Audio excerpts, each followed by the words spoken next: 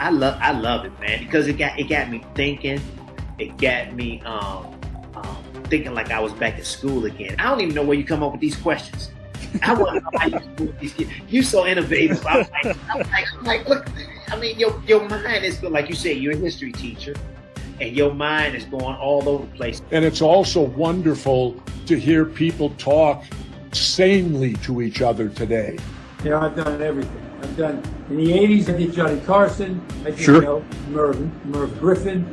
I did it all. You're sheer 9 or 10. You're probably 9.5. Oh. And 10 is, no one's perfect. You have something amazing going with the show, and you're educating us. I never told anybody in public about that experience with my dad. And on your platform, I don't know why I did that, because it's so comfortable and we're talking about things that matter. I love the little anecdote of comedy, which would you pay for it? Would you not? I love that. I love how you added that in. We want to know each other. We want to know people's stories. That's what TKN does. What an honor it is to be in the presence of the other two wonderful gentlemen. And you, Avi, I have a great deal of respect for your resume as well. It's not like an interview. It's like a conversation with your homie. Appreciate that more than you know, my friend. I really do. Stretch, my friend, I hope you have a great rest of the evening. I always gain knowledge from other people and I think Avi does a great job on these where the authenticity and everyone's able to conversate and not just be so interview like you said earlier. I think that's the best part of it too. Last name Ferrigno, first name Lou. Lou, welcome, my friend. Thank you. That's the best introduction I've ever heard in my life. You know something? You need to quit the show and be my moderator. So put your hand together for a majestic, out of this world, one-of-a-kind human being. First name Vivica, last name Fox. Welcome, my friend. Whoa, that was an awesome introduction. Let me tell you that. I don't think I've ever had anyone read my resume with such flow. Avi is a poet, but he doesn't know it, but his feet show it. You're unbelievable. You gave me good eargasm tonight, man. I love your voice. I love the things that you talk about. Is eargasm a word? It is now. Yo, this show is crazy. This show takes you crazy places. I appreciate that. If you see something, you gotta say something. Otherwise, that's what we're doing now. You're part of the problem. I'm saying something though, so maybe that's part of the solution. I like it. He's fucking quick. Well, you're the best I've seen. You're the Michael Jordan or LeBron James, whoever you want to make the GOAT. This is why your audiences love you. This is why you continue to great guests, and great guests beget great guests. Finish up this last bar and welcome a talented, kind, humble, intelligent human being. First name Frejo, last name Star. Welcome my friend to the celebrity tournament. Oh my God.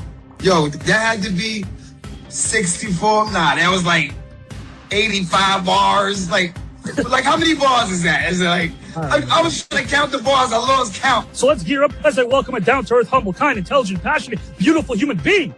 Last name Hennessy, first name Carolyn. Welcome, my friend. Who are you? First of all, can I get a copy of that so I can kind of learn about myself? That is the damnedest thing I have ever heard in my life. One of my friends was share about Tip O'Neill, the Speaker of the House, and what a smooth voice he had. Your voice and the way you project everything and share with your heart and soul. You got an incredible gift. You've done a lot of media, my friend. You have fun tonight? This might be, I don't want you to think I'm just saying this. This is the greatest interview I've ever done. That means a lot to me. Thank you. Because it wasn't like an interview. We talked. It's conversations like this that lead by example. You know, I can sit all day and tell somebody what I think they should do.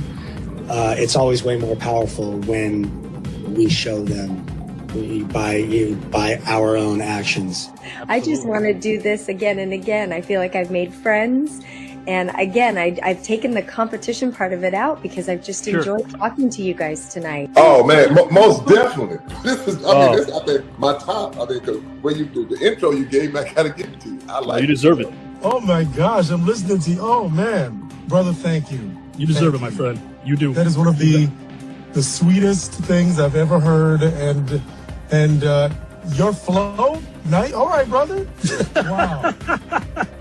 It really, truly kind of blows my mind every time when we can get this many people together, thinking, mind melding, positive, not having to agree all the time with everything, but not getting ugly about it. And not, it's just, I feel like it's a microcosm of what it could be.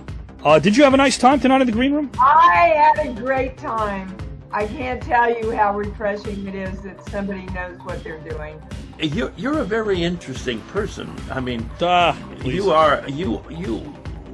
with all this rhyming stuff, you must really put a lot of effort into this. And I would love to read or see something that you've written. Thank you. Because I'm sure it's really interesting. Or not podcast. I guess it's like we're just a show now. You're a show. You're a full-blown show. I can count my friends on one hand. Well, wait, on one finger. You. Oh, man. Thank you so much, my friend. You are awesome.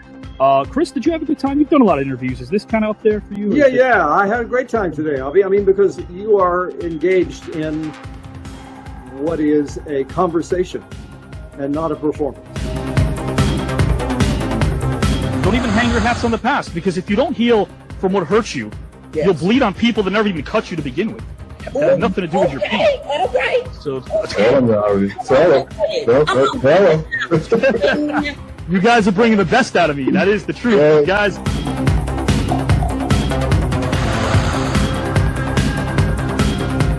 All about family, and wow.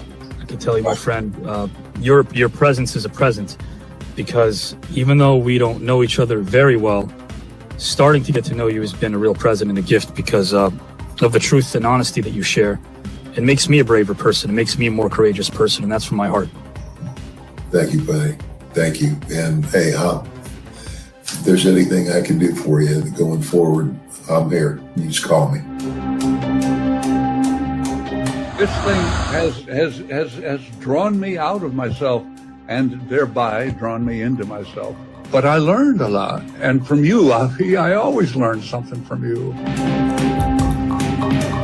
Continue to work as hard as you can, because by working, Avi, you will keep yourself busy and get used to the grief.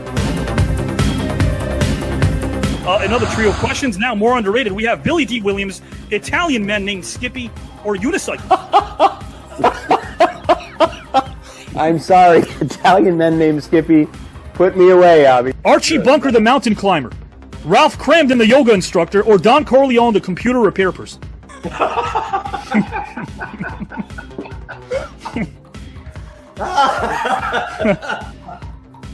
It's clearly an issue with the hard drive. Oh, I like that. I'm gonna go Don Corleone. Avi likes to move it. He likes to move it. Yes, sir. Yes, sir.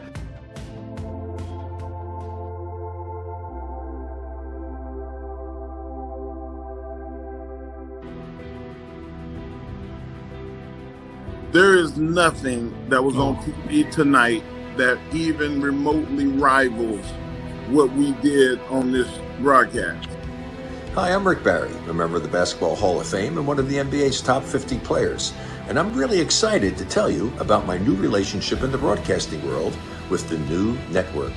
It's TKN, and a young man named Avi Klein who poured his blood, sweat, and tears into creating this new network and assembling an amazing group of individuals. Legends from every walk of life who are just bringing their knowledge and their experience and their wisdom, and this is amazing. I feel like this is a cosmic convergence of what is most important to him, and he's such a stand-up guy. Avi, congratulations. I don't know anybody that can talk as much as you. Seriously, I thought I could talk. You are unreal. What you do it with class, understanding, professionalism. You're simply amazing. I told you that when I first met you. And you ran off my autobiography, basically with a book. It was simply fantastic. And to think that you do that every show. Very respectful, and he really connects with the artists and his audiences. And I felt like this guy's onto something, and I'm proud to be a part of this with him. And I really thank your support. I lost my father, and you were the first person to support me in all that, and I thank you so much for that. It meant a lot to me. The greatest wealth is when you can share it with someone. You can share your victories, you can share your failure, you can express your deepest feelings, but the greatest wealth is to be able to say that I have a friend. And I feel an unbelievable level of wealth, and a lot of that is because I have somebody like you. You here to win the whole darn tournament? I don't play. I just win. Robert, would you like to win this entire tournament? You know, all those luminaries and athletes and strongmen notwithstanding, the most dangerous place on this show is between me and that prize. That's all I'm going to say. I watched Joe play. Good to be with Joe, the man, strong man. Looking forward to it. Sorry, guys. I'm going to kick your ass. You're chomping at the bit to get in this thing. Oh, yeah, man. I've been telling you, brother.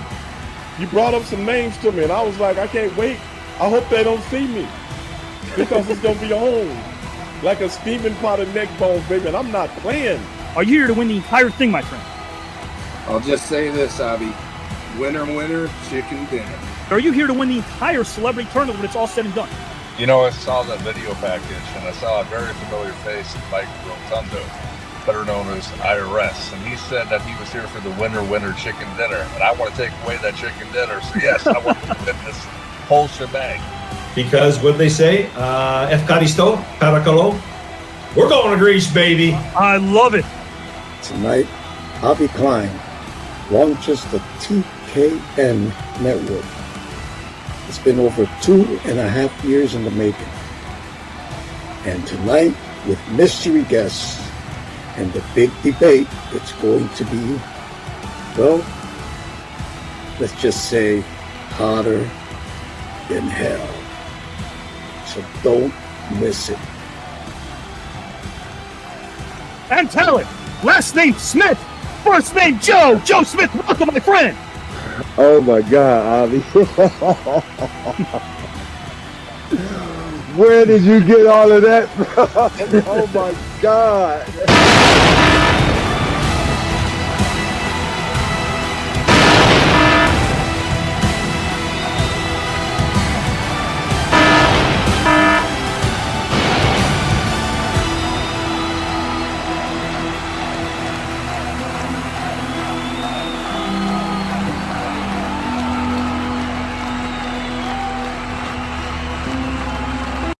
Guys and gals and pals, the comment section is on fire. And it's always been that because it's wire to wire here on TKN Saturday night. Guys and gals, we are live, and that's how we thrive. I'm going to get right into it right now. I'm going to bring in our participants. But before I bring in our three mystery participants, who so happen to be three gentlemen I care for as friends, guys and gals and pals, they're very intelligent. We have authors. We have scholars. You're going to see who they are, guys and gals and pals, in a moment. But first, I want to bring in another dear friend who so happens to be the creator of this game called Sink or Swim. He's the man of the hour. So let me bring him in right now and introduce him. I see all of you in there. Lee Feathers, Angel Lee, Phil Donahue. We got 1,056 watching live. That's how we thrive. I'll get some numbers out real quick. It's not about the numbers, guys. This is a palace of positivity, and if you want some philosophical fun, this is your place. We are not one thing. This is a hybrid, a celebrity tournament. 2 to 4 different luminaries each and every Saturday night for the last 3.5 years, over 1,100 topics that I've been proud to conceive, write, and present. And guys, round 3 is around the corner. It's around the corner. This is elimination-style tournament. And the one thing that all 4 of these gentlemen tonight have in common is they are all in the 3rd round of the celebrity tournament, which is set to kick off in the fall, guys. Round 3 will be in the fall.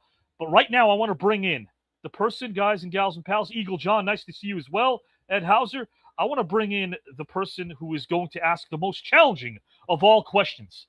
In the summer, no less, which is why it's called Sink or Swim. So with that, Born in Montreal in '55, the blueprint was laid. In a ring built of canvas where the legends were made, Jacques Rougeau Sr. taught the grit and the grace before he ever took a bump or stepped into place, bouncing through the territories, cutting his teeth, with the Rougeau name heavy on the gear underneath.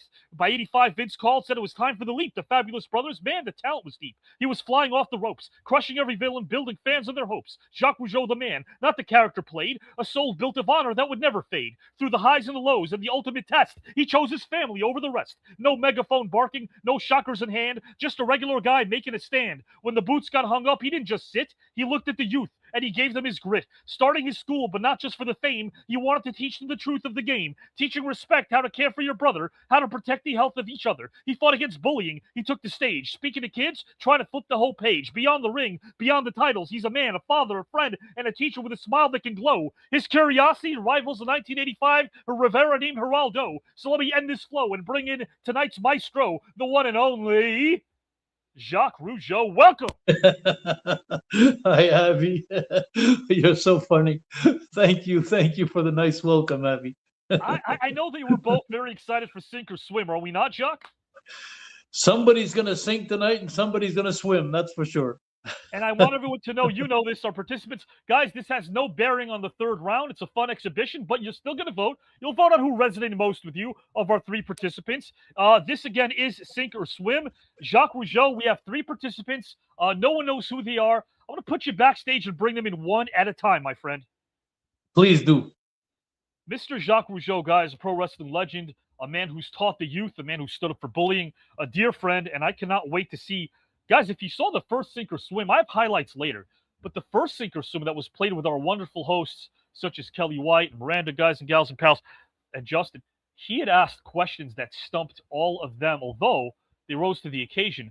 These are not easy questions. Easy doesn't win ball games, but I'm going to bring in somebody, guys and gals and pals, now that knows a thing or two about ball games. So what we're going to do now, if you don't mind, is we're going to step back to Encino, 1973. A teenage giant going fast as can be, walking the halls of Crespi Caramite in gold and brown. A defensive storm about to take the town. By his junior year, the tape measure didn't lie. 6'11" back then, reaching straight for the sky. Only 2 years on varsity, but he altered the space, erasing every single layup without leaving a trace. His senior season was a straight-up masterclass display, averaging 20 points and 16 boards a day, holding 12 out of 20 school records on the sheet, making the Encino legacy incredibly elite. The legendary night that left the scouts in a daze. 18 block shots? Wow, setting the gym ablaze. 28 rebounds, a statistic so profound, nobody else could even get their feet off the ground. Beating Reggie Theos and the Inglewood crew, guys and gals and pals, proving to the world what the big man could do. The division quarterfinals felt the weight of his name, forever rewriting the parameters of the high school game. The letters started stacking up from every major coast. UCLA and John Wooden wanting him the most, but he had the guidance from a basketball dad, soaring through the extreme pitches and the boosters had. He didn't want the Hollywood lights or the local fame. He wanted a massive platform to perfect his game, so he turned down the California sun and the hype to become a Kansas Jayhawk of the ultimate type. Over a dozen years in the NBA, always keeping the Sixers, Hawks, and the Celtics at bay. Coaching came next, and with this, guys, his sage advice. He coached Hall of Famers not once, not twice, but thrice. He and his wife, Linda, are now changing the script. Yeah, you see what I did there? Yours truly's on board, helping them out like a mobster that flipped. So let's bring him in. I don't want to stall. I'd rather see him enthrall. On this night, guys and gals, where nobody will fall. Guys and gals, it's proper protocol for me to bring in a friend and brother. Last name Mokeski, first name Paul. Welcome, Paul. You're unbelievable, man. I can never get over it. And just telling everybody tonight, I'm not going to sink. I'm going to swim through all these questions. Yes, sir. You are ready to swim. Paul, I know that you have no idea how this game works. First time the Sink or Swim Celebrity Edition is taking place. Our viewers, we're going to pull up your comments. But, Paul, every time you're on with Jacques Rougeau and our other mystery participants, it always seems like there's a natural flow, a great conversation. Are you expecting the unexpected tonight, Paul Mokeski?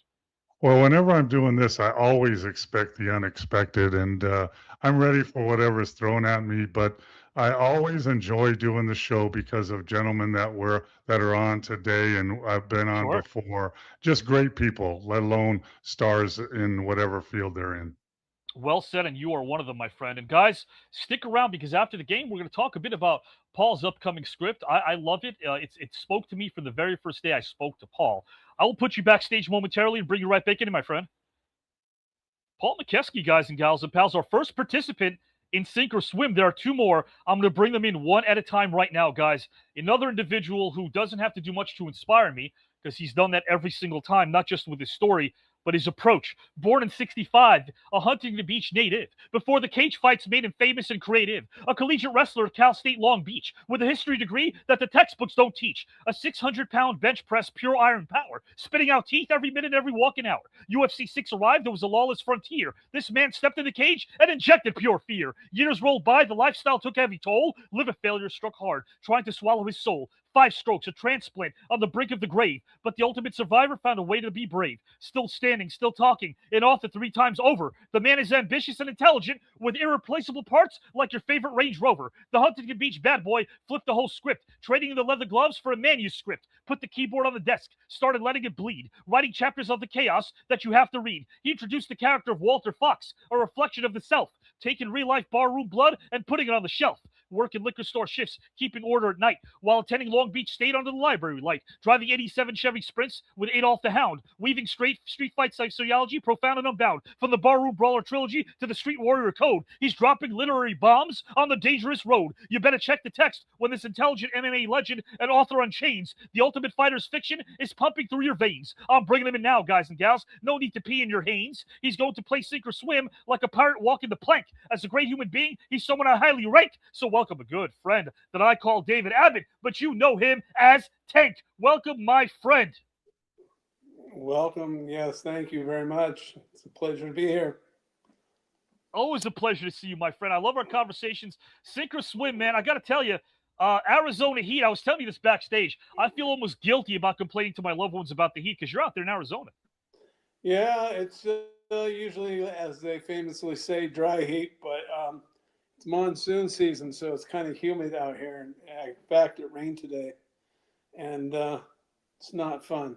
Anyways, Tank, I want to tell you this. It won't scare me away for the rest of the year, but I don't think much scares you, my friend. And by the way, and I say that, because you've been through a ton. And I want to say this to you as well. You are the first official person to make it to round 3 of the celebrity tournament with round 2 debuted. So you've been kind of waiting around for round number 3. It's coming up pretty soon, Tank. Okay, yeah, I'm here. Ready for it. Just cruising. Patient. I like it. Yes. My friend, I'm going to put you back, and I'm going to talk to you as well, guys and gals, about something that David Abbott has coming up. I would love to be of help regarding that as well. An author. I loved bringing up one of your characters, Walter, of course. I love the books that you sent me. I can't wait to talk about your next journey, David. Oh, yeah. It's absolutely a bunch of fun, and that's what life's about, having fun. Having fun, my friend. You're only here once, man, so might as well have a smile on your face. I love that. It always starts with a smile, my friend. I'm going to put you backstage and bring you right back. Right on. Mr. Abbott, guys, a pleasure to see him every time he graces the screen. Appreciate him a ton. And I want to bring in our final participant, guys and gals and pals, who's going to be a part of Sink or Swim. And guys, I'm going to read your comments. Rocky, nice to see you. A lot of first-time viewers, 1,277 comments. Keep commenting because it helps us here on the YouTube channel. I barely tell you to subscribe, and I don't really do that. I don't like shilling for anything. This is free, guys and gals and pals, but it's also free per view. This is not a podcast. I'm not an interviewer. I'm a conversationalist. We're going to have a lot of fun tonight with Jacques Rougeau, who's going to have amazing conversations with Paul Mokeski, with David Tank Abbott, and our third participant who I'm bringing in right about now. Straight out of the trenches, the pride of the South. Check yourself when you're next to him and watch your own mouth. The big bad bro with a slap in the face. He takes the wrong and puts it right in its place. 6'5", 260 of pure bad. The toughest heavyweight life ever had. Forget about finesse. I'm talking about raw power. He drops an elbow while the naysayers cower. He's a scholar. That'll always holler as he puts knowledge in your head, unlike any old talking head, with only publicized the mean streets that turn red, or gossip like Amber Heard crapping on Johnny Depp's bed. You guys must see the 10-time titles and the heavy slap Jack, but his greatest weapon is the brain in his attack.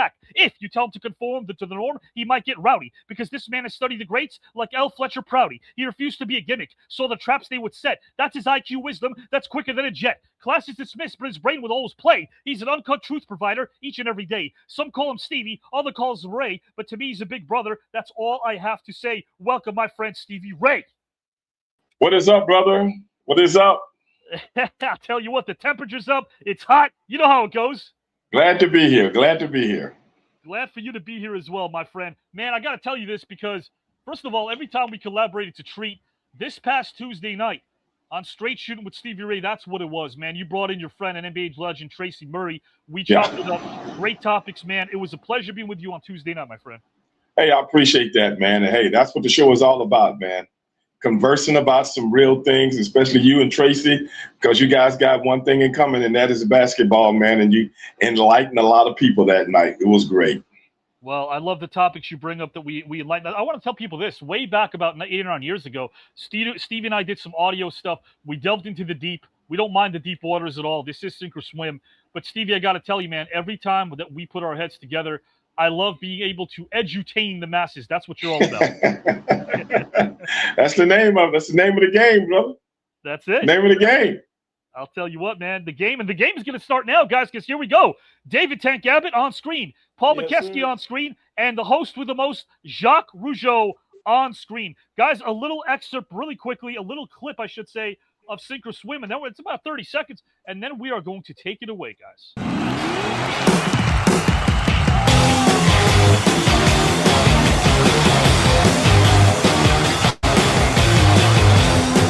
And you're with your wife. You're younger now in age, and you have and your wife is 30 years old, and you have a 10-year-old child with you on the boat.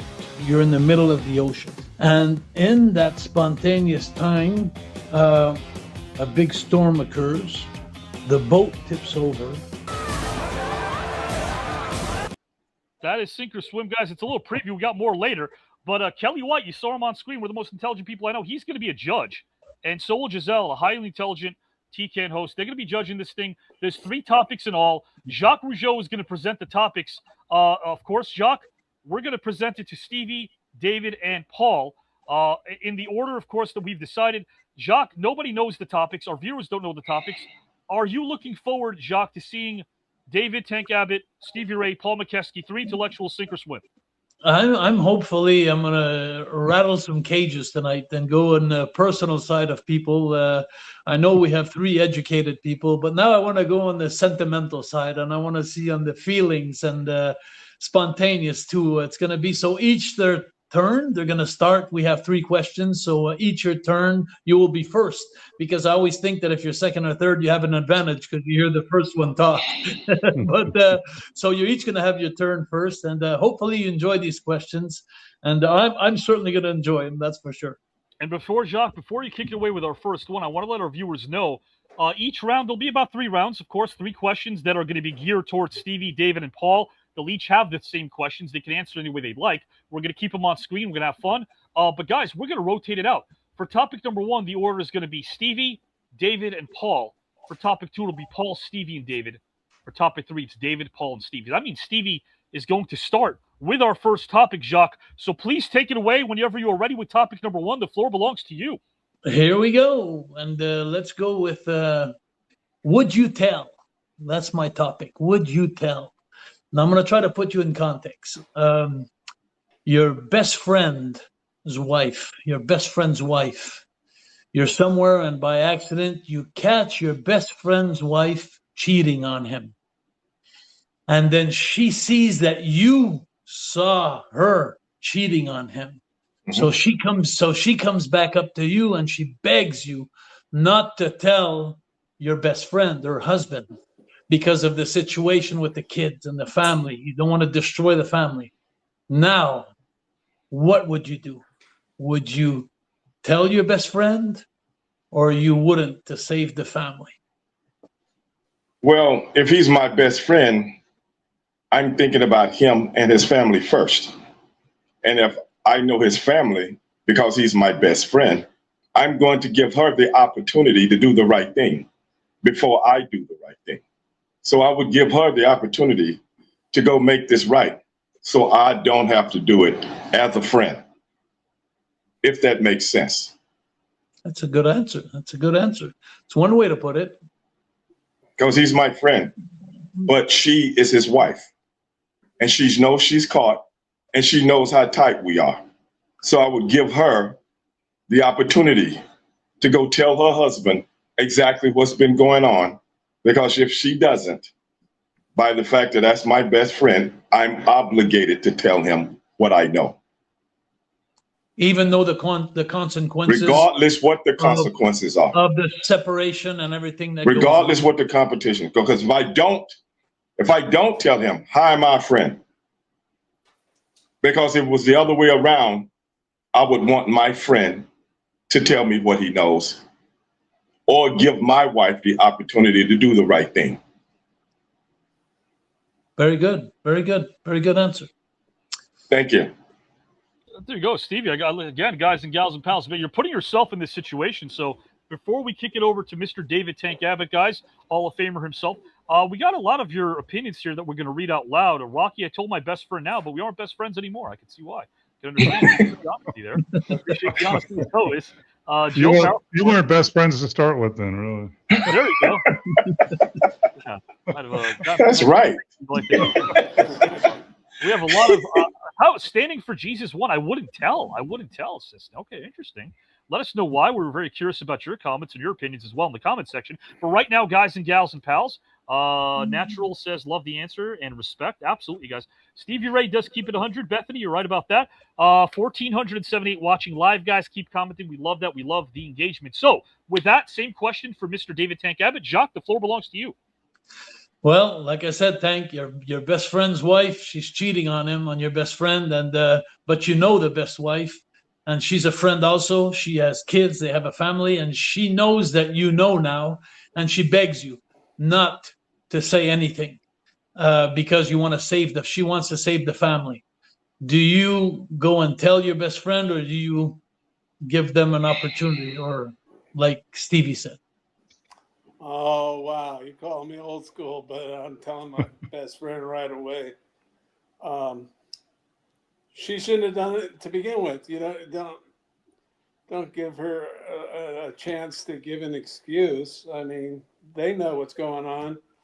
And if she's doing it and you're my best friend, I'm not going to keep that from you. I just can't do it.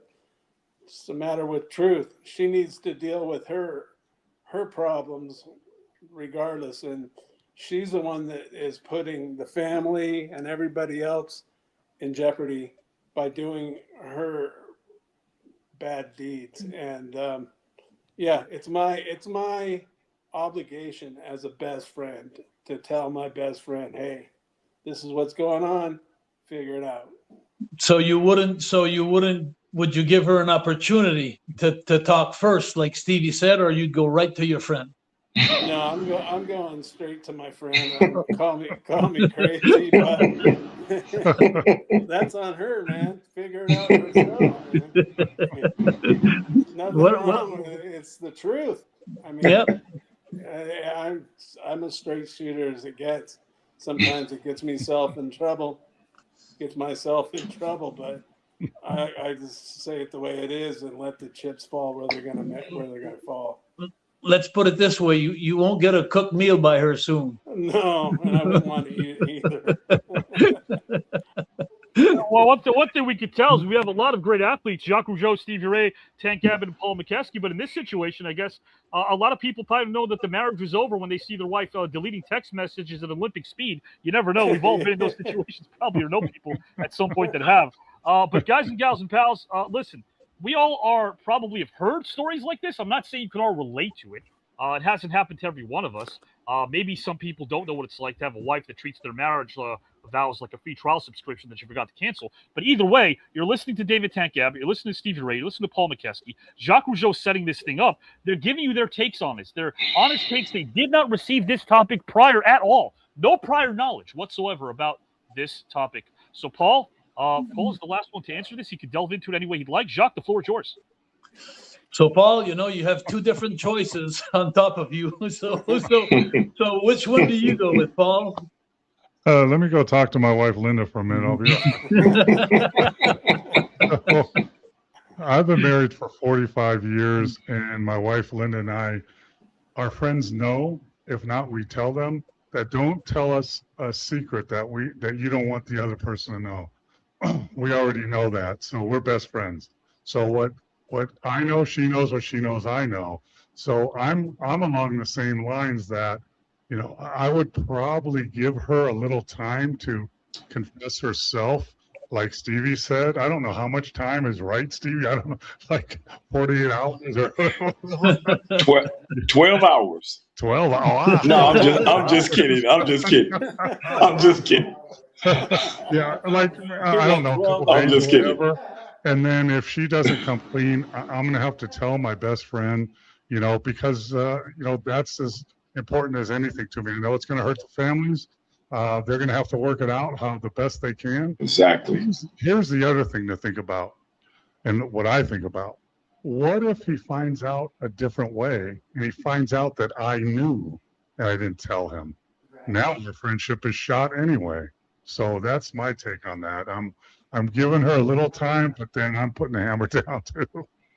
You know what, Paul? You know, all three great answers. I love you speaking with your heart and everything, but Paul, you just hit a nail with me right there. That's one thing that I would be afraid of, is if he finds out that I know about it and I never told him. That's another side that I didn't even think about before you said it. You know, so that's a good point. That's a good point. Guys, three different answers, three different opinions. We got all of your opinions as well. Dragonfly Princess, great answer, Tank, of course. Some more comments here from the comment section. Someone said, no gatekeeping. This happened to me, Phil said. I caught my cousin's girlfriend cheating. I told him as soon as I could. Yeah, a lot of times you might hear the gals saying they're going out for a girls' night, which is weird because a lot of their boyfriends were there too that same night. But guys and gals and pals, I have a little fun here. At no one's expense. That's the joy of it. Right now, what I want to do is bring in our backstage judges. They're backstage. They're ready to go. Thank you for loving our show, Ronald. We appreciate that. Honesty is always the key, says Angel. I would agree with that. Incredible answer, Paul. Yeah, who are your real friends at the end of the day, right? Hey, bad news doesn't get better with age. Let it go, says Sal. Okay. I would have to tell them too, says TMA2T5N. Well, we're going to right now find out what our judges have to say. We're going to start off first with Kelly J. White. Who resonated most with you and why? Whatever your criteria is, let us know, Kelly White. Break it down. The floor is yours. All right. Well, gentlemen, welcome to Jacques Rougeau's shit. I can't even talk today. You got me so sink or swim. And I think I'm having flashbacks to when Jacques had me in that hot seat answering my question. You know, what I see it is, if you really stop for a moment and put yourself in that place and feel that emotion of, you know, going to whoever your best friend is and having to basically be the one to crush, you know, a part of their heart by doing the right thing. You feel that. You just, you know, it's right there. I think every one of you showed your integrity amazingly so with doing the right thing. But I do want to explain my criteria a little bit as we go forward. What I'm really looking for myself is that, yes, I'm looking for the best answer possible. And there can be some variation.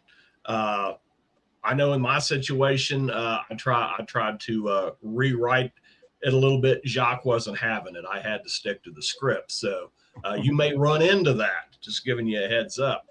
But I'm looking for the thought process that gets you to where you're at as an answer, and the emotional ride. I would love to see you guys kind of immerse yourself in the emotional side of it as you get there. That's what I'm really looking for. But I think, like I said, you guys all showed your integrity. Stevie Ray, you were first. That's always the hard position. And I think you came not for me. It's not. It's not for you. Okay. No. Okay. Yeah, I was first position last time. No, I didn't think so either. But a lot of people do. A lot of people don't like to be the first one up on deck, you know, having to swing at a new pitcher. And I understand, but I like listening to something, evaluated it in my head. And just like one of the listeners just called in, I've been in that situation more than once. Oh, I'm sorry to hear that. I really am. I'm not. Better them than me.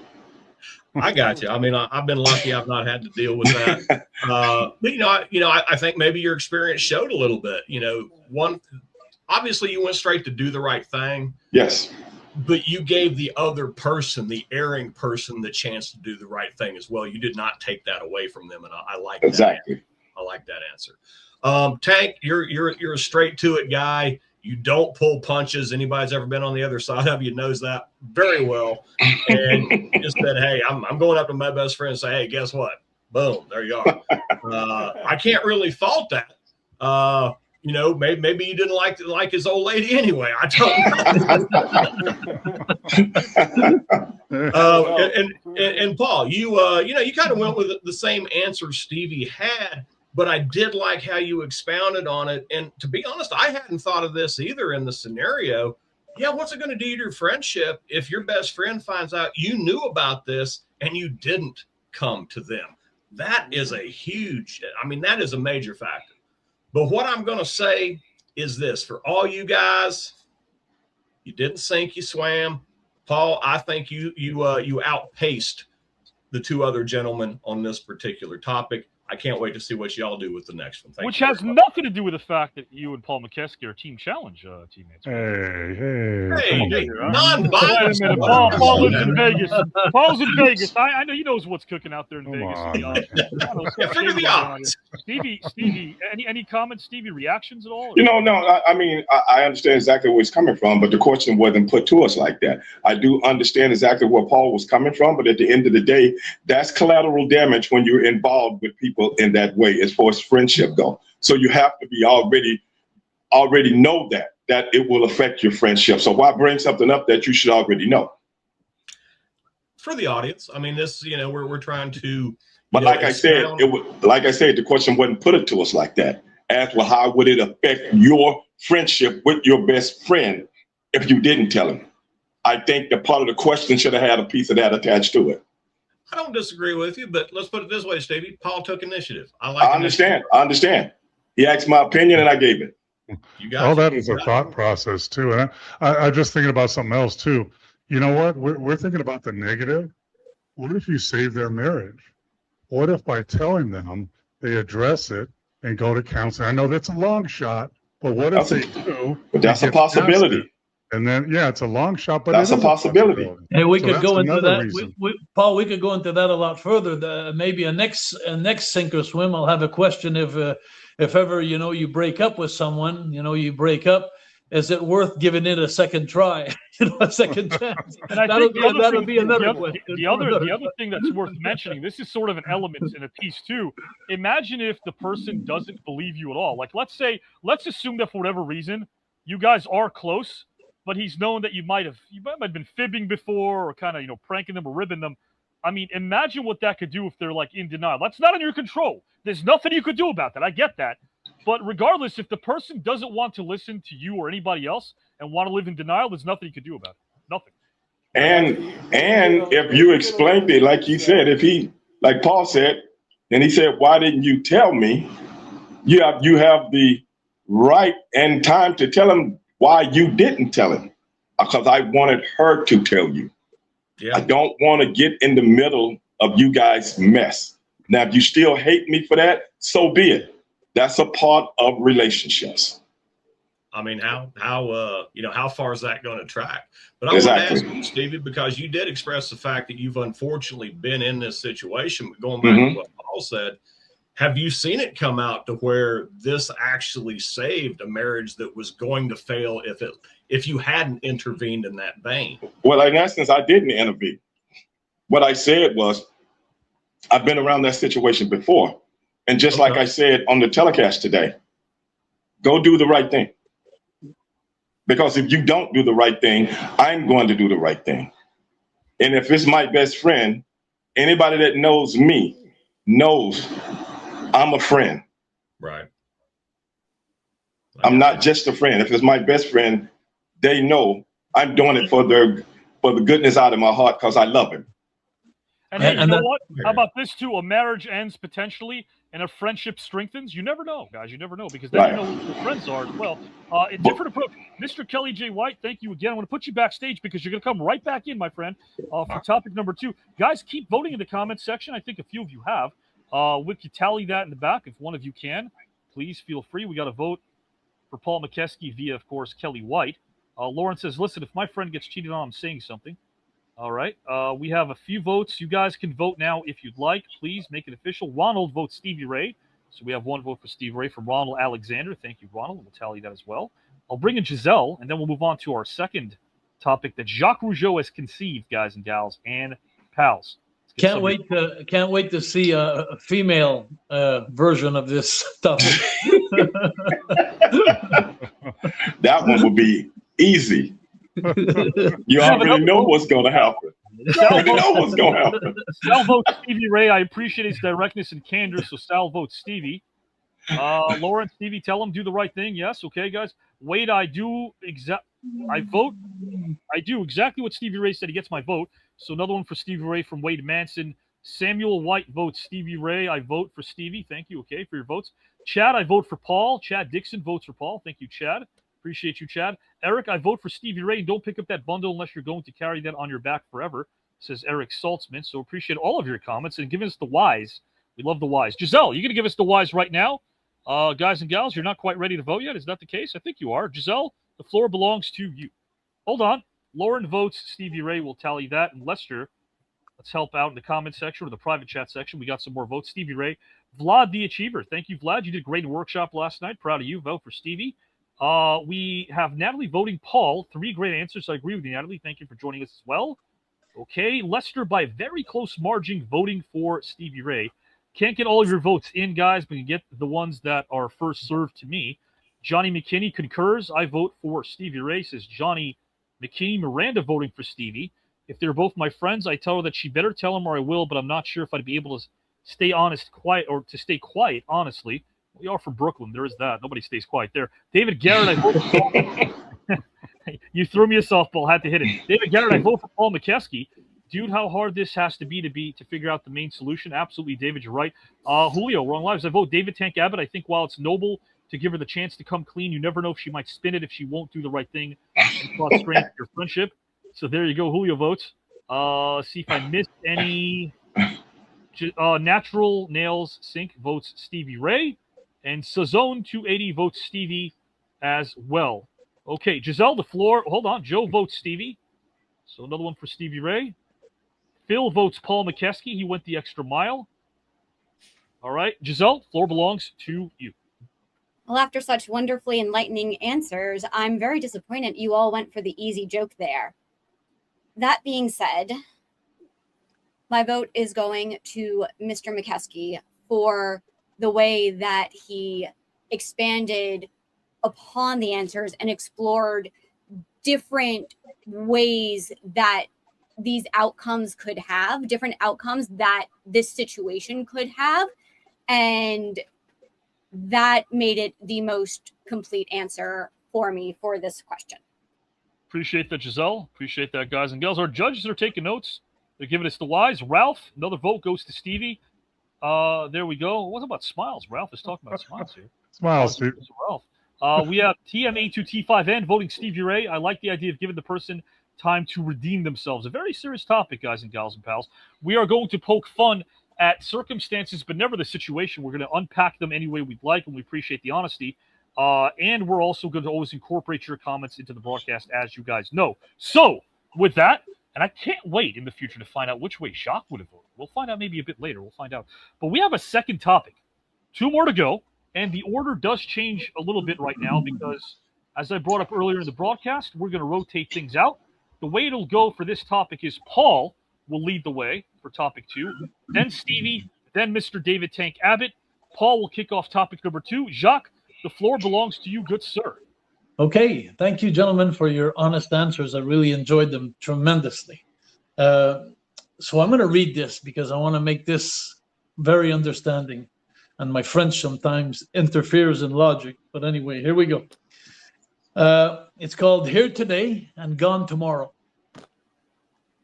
Would you rather receive $10 million today, knowing that a random person somewhere in the world will immediately lose their life savings, or forfeit all your own money to complete, clear of debts, 10 families you don't know? Let me repeat it. Would you rather receive $10 million today, knowing that a random person somewhere in the world will immediately lose their life savings, or forfeit all your own money to completely clear the debts of 10 different families you don't know? Wow. I would never do the first one. I would never take $10 million and take someone else's life savings away. There's a couple reasons for that. Number one, it's not right. I would feel tainted with that money. And, I believe in karma, and I think something bad would happen to me if I did that. And number two, I don't have a ton of money right now, but I have a lovely wife. I have 2 sons who have great wives. I have a grandson, and my life is great as it is, even though I don't have $10 million. So I wouldn't change that. And if I could take the money I have, whatever I have, and delete the debts of 10 other people, that would be, I'm going to be truthful.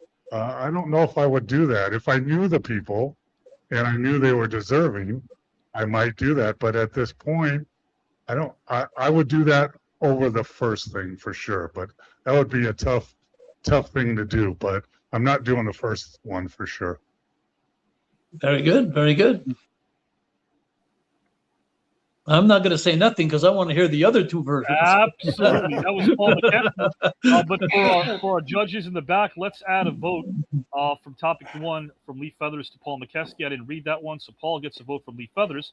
And there was another vote that I want to tally if I scroll up real quick in a few seconds, guys and gals. Bear with me. I think it came from hold on. This is Rocky. How do you vote? Type it in the comment section that you are using right now. Classy voted for Tank Abbott. Classy times. Thank you. Okay, we got that. Right now, guys and gals and pals, Jacques Rougeau is going to kick it over to Stevie Ray. The same question. Jacques, the floor belongs to you.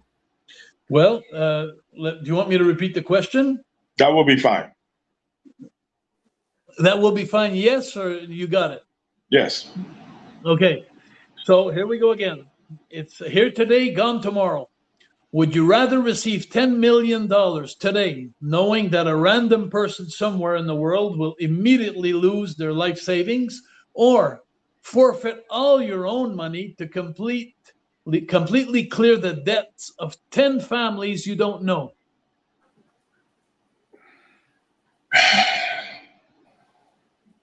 I'm going to be straight up and honest with you.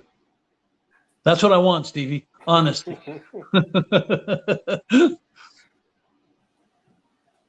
Just like The Price is Right, I'm taking the 10. No, I'm just kidding. No. There's always a little bit of truth. There's always a little bit of truth in the joke. You know that. Because of the simple fact, I don't know if I've ever received anything that made someone else less than me be less fortunate in that situation. But I know because of my community work and things like that, I have given to make sure other people were better off than they were. So in essence, my mindset would have to be making sure the 10 families and forfeiting everything that I got. Even though I would have to say. And even though you got to take in consideration that the $10 million you're getting, it could be from somebody that owns $100 million. Well, that's true also. But I could have found it on the ground and it fell out of a Brinks truck. I don't know. You know? but at the end of the day, it would have to be the latter of the two. So I agree with Paul. I have to go that route. All right. How about you, Tank? Guys and gals, before we kick it over to Mr. Tank Abbott, some of you are giving us your thoughts. Angel Lee says, karma's real. I had for a whole year once. I went crazy. 10 million wouldn't make me feel bad for that person. Okay, guys, let us know how you would vote and why. Cannot wait to hear what Mr. David Tank Abbott has. Phil says Stevie has such a big heart. There you go, guys and gals and pals. Stevie out here with the jokes, guys and gals. Stevie, of course, giving us all the Well, you got to realize we all going to think about it. Come on, man. Let's be honest here. You know, Paul is a good guy. Paul's a good guy, but I've been on this show with him before, so I'm just saying.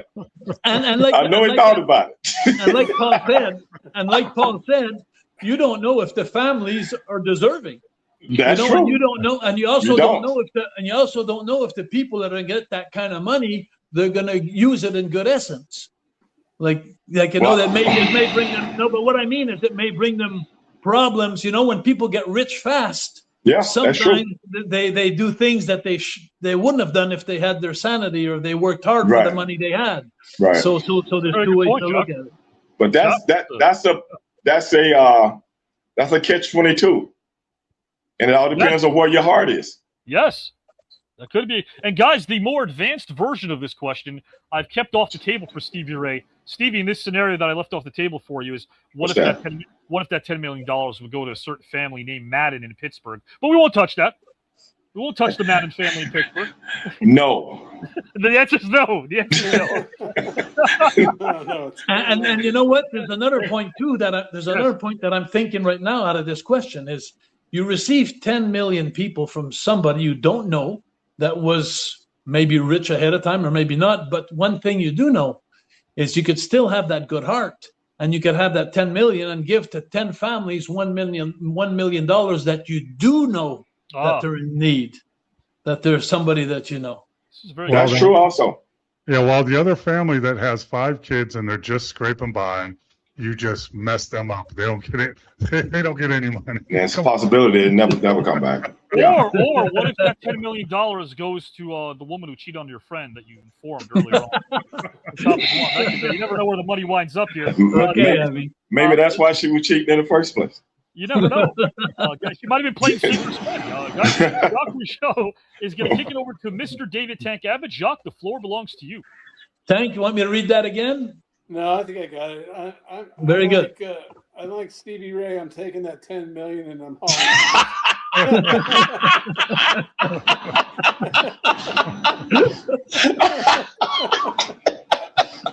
Hey, that's a punch. I like you, Tank. I like you a lot. Tank, I think Tank is looking at that new road glide. With the 10 people that really need the money. I just who I am. I in my life, I've received more money than I should have, and ended up sharing it with all my unappreciative friends. And this is who I am. This is my makeup. I don't think that I could not do that. I couldn't just take 10 million and say ha ha. That's just not my makeup.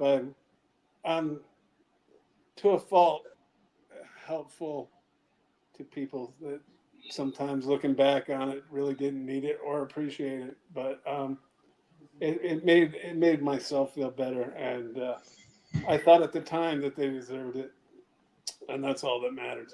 So that's what I would do. I'd help the people out that needed it. So nobody's taking the 10 million. Is that correct? Unless I don't get a chance to vote, do I, Jacques? No, I don't get a chance to participate maybe in this. Guys and gals and pals, right now, as you know, the $10 million sounds amazing for some of you, but this is absolutely free. This is free preview. You do not have to spend a dime. We just want your time. And right now, guys, Kelly White will give us his. The floor belongs to Mr. Kelly J. White. Wow. I don't think there was a right answer on this one when it was discussed.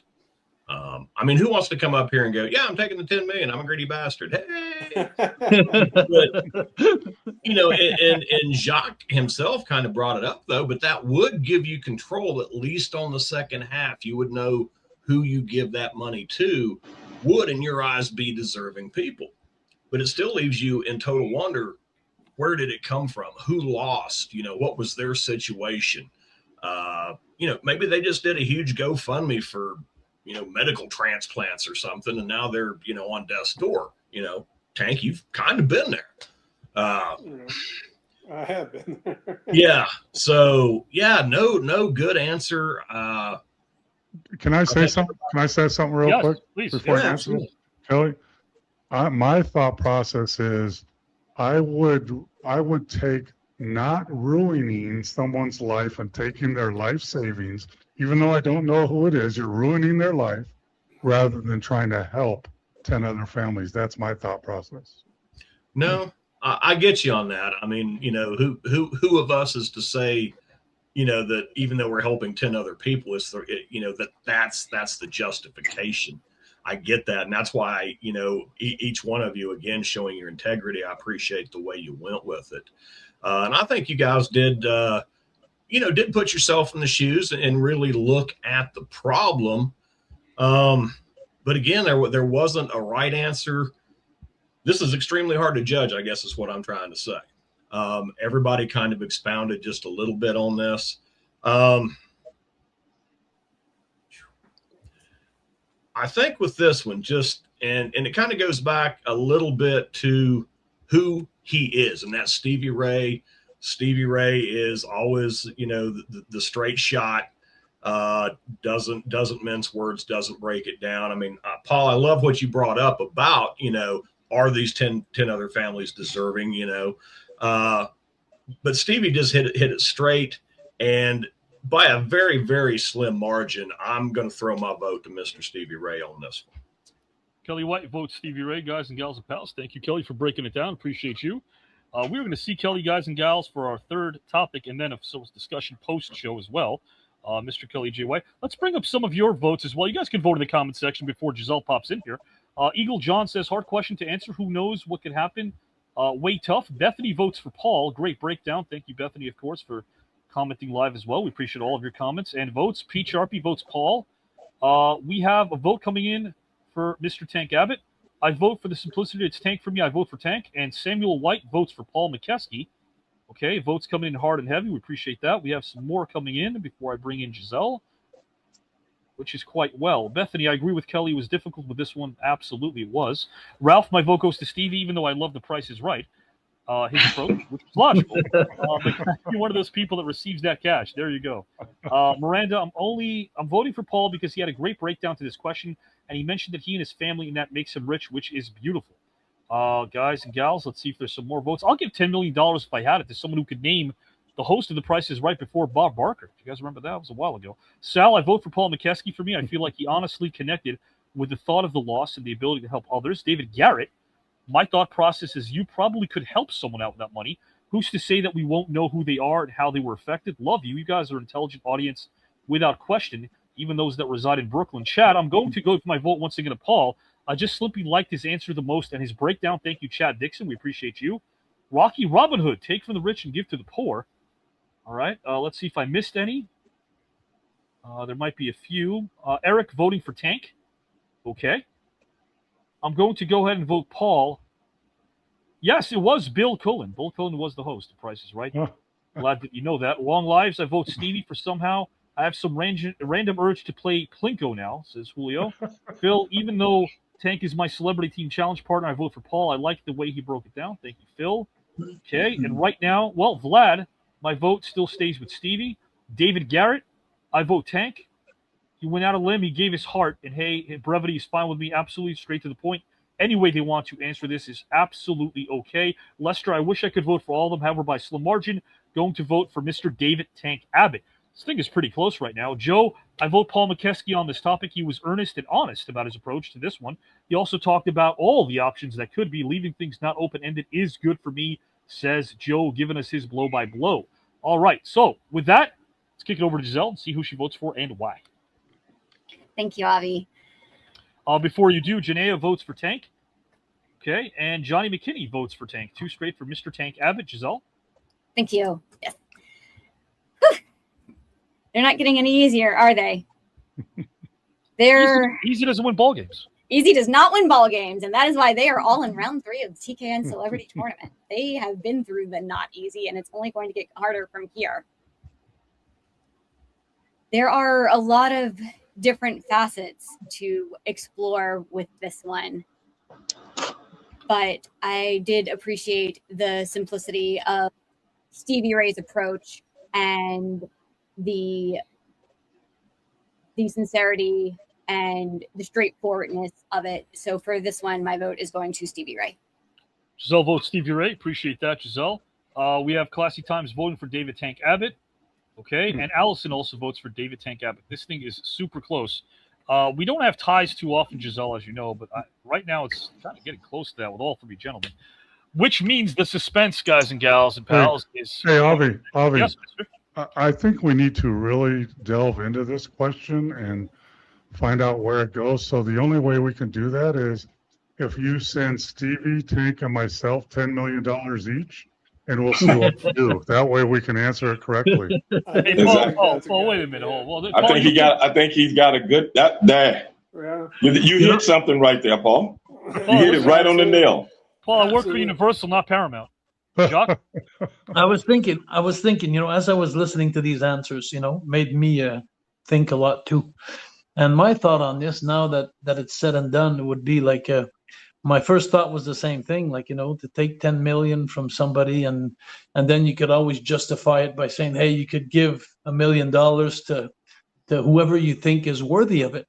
But I don't think I could live with myself just thinking, going to bed that night and thinking that I ruined the life of somebody, that I took the $10 million. Can I ask you a question, Jacques? Can I ask you a question? Because you're very kind and thoughtful with these questions. And of course, we're receiving amazing impromptu responses from Stevie, David, and Paul, who are not only intelligent, but remember, they didn't even have preparation. They did not know what these topics were going to be. They weren't privy to that. But Jacques, I got to ask you a question. What if this, Jacques? What if you found out that the money you gave was to a future tyrant of the world, a Joseph Stalin, Adolf Hitler? Yeah, and that's something. But that's why you if ever you were going to do something like that, which I wouldn't have the heart to do, but if ever you did have the heart to take the 10 million, you would want to make sure that you know the people that you give it to. And that would be the only consolation. Yeah. But still then I would have sleepless nights. Just thinking of the 10 million that I took from somebody unless you convince yourself that they were going to be a tyrant anyway. You can convince yourself every night. Oh, they were going to probably be right, David. Right? Like, going to get probably that bad guy. We're gonna have fun with this third question, guys. I kept the third question, the best one, for last. And now that we're getting to have fun, breaking the ice, now I really want to get into the nitty gritty with you guys. And so whenever you're ready, Abby, just give me the go here. I can't wait to get into this one. Well, right now, guys, as Jacques Rougeau said, this is the final question. I do want to remind everyone here, immediately following the votes that Giselle, Kelly, and all of you will cast, I'm going to talk to Stevie for a few minutes with on screen with a ton that's going on in his world, and Mr. David Tank Abbott and Paul Mokeski as well. And then we'll have a little bit of a wraparound, give you the outro for next week. And I have to remind you guys and gals and pals as well, still coming up for the grand finale of round number 2 of the tournament in the fall. Guys and gals, as we end round 2 and enter round number 3, Jesse Ventura, Sally Jesse Raphael, a bevy of mystery people. We just saw Wayne Brady, DMC of Run DMC, Diamond Dallas Page. You never know who's going to show up for the celebrity tournament. Right now, guys and gals and pals, this is the 11th hour of that very tournament. With that, right now in this particular order that we have for these gentlemen, for this question, we're going to kick it off first with David Tank Abbott. Then Paul Mokeski will give us his thoughts. And finally, we will conclude with Mr. Stevie Ray. So, Jacques, the floor belongs to you. Okay, guys, let's buckle up here. Sink or swim. Let me try and read this and put this in my own words. I'm going to put you in a situation. You have a 12-year-old daughter. And she is severely, physically, sexually abused. You find out the whereabouts of the person who did that to your daughter. Do you take justice in your own hand, or do you go see the cops and tell them exactly where this guy is and you have the proof?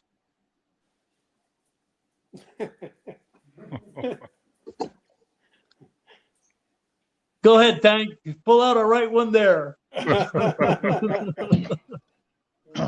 Well, being a stranger to violence, I'd probably go to the police. I'm being sarcastic.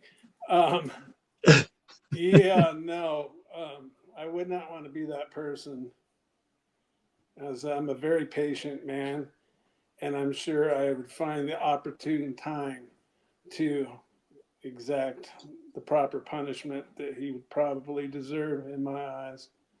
And sometimes I get frustrated at the law and the hang-ups and the things that hold people back. I'd take the shortcut route and get to business.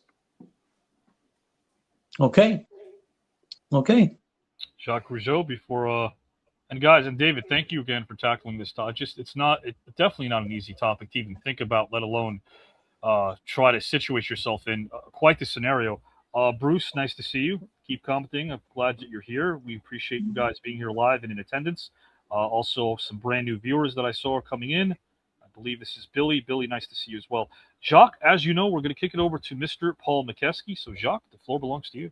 I'm waiting to hear some answers here because there's some collateral damage that needs to be brought up here.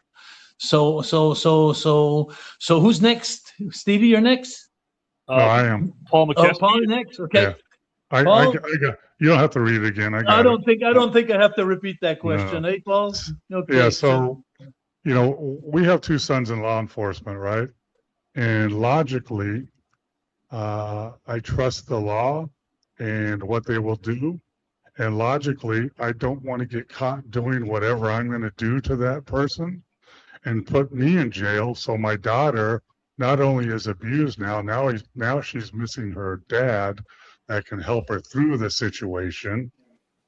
Logically, that's what I do. Realistically, I'm with Tank, and I'm going to find the best way, and I might even talk to my sons to see how I can get away with it. And I'm going to visit that person at the right time and make sure I don't get caught doing whatever I may do to that person. So that's what I would do. Thank you, Paul. I appreciate that answer. Absolutely. And I guess right now, guys and gals and pals, we appreciate David Tank Abbott's honesty and Mr. Paul Mokeski's. Right now, we're going to finish up this game of sink or swim, guys and gals, this challenge, if you will, with Mr. Stevie Ray. Well, in a situation like that, where I come from and the way I was raised, and I don't know if you guys know, I have a daughter, and I can remember when she was 10 to 12 years old. Okay. And I'm going to tell you this, and I'm not going to miss a beat. If anybody on this earth touches my daughter and hurt her in a sexual way like that, yes, I will call the police, but the police better get there before I do. Because at the end of the day, if the police doesn't get there before I do, he's going to wish he was never born. Whoever he may be. Then after that, if the police catches him, fine, then we'll deal with it in court.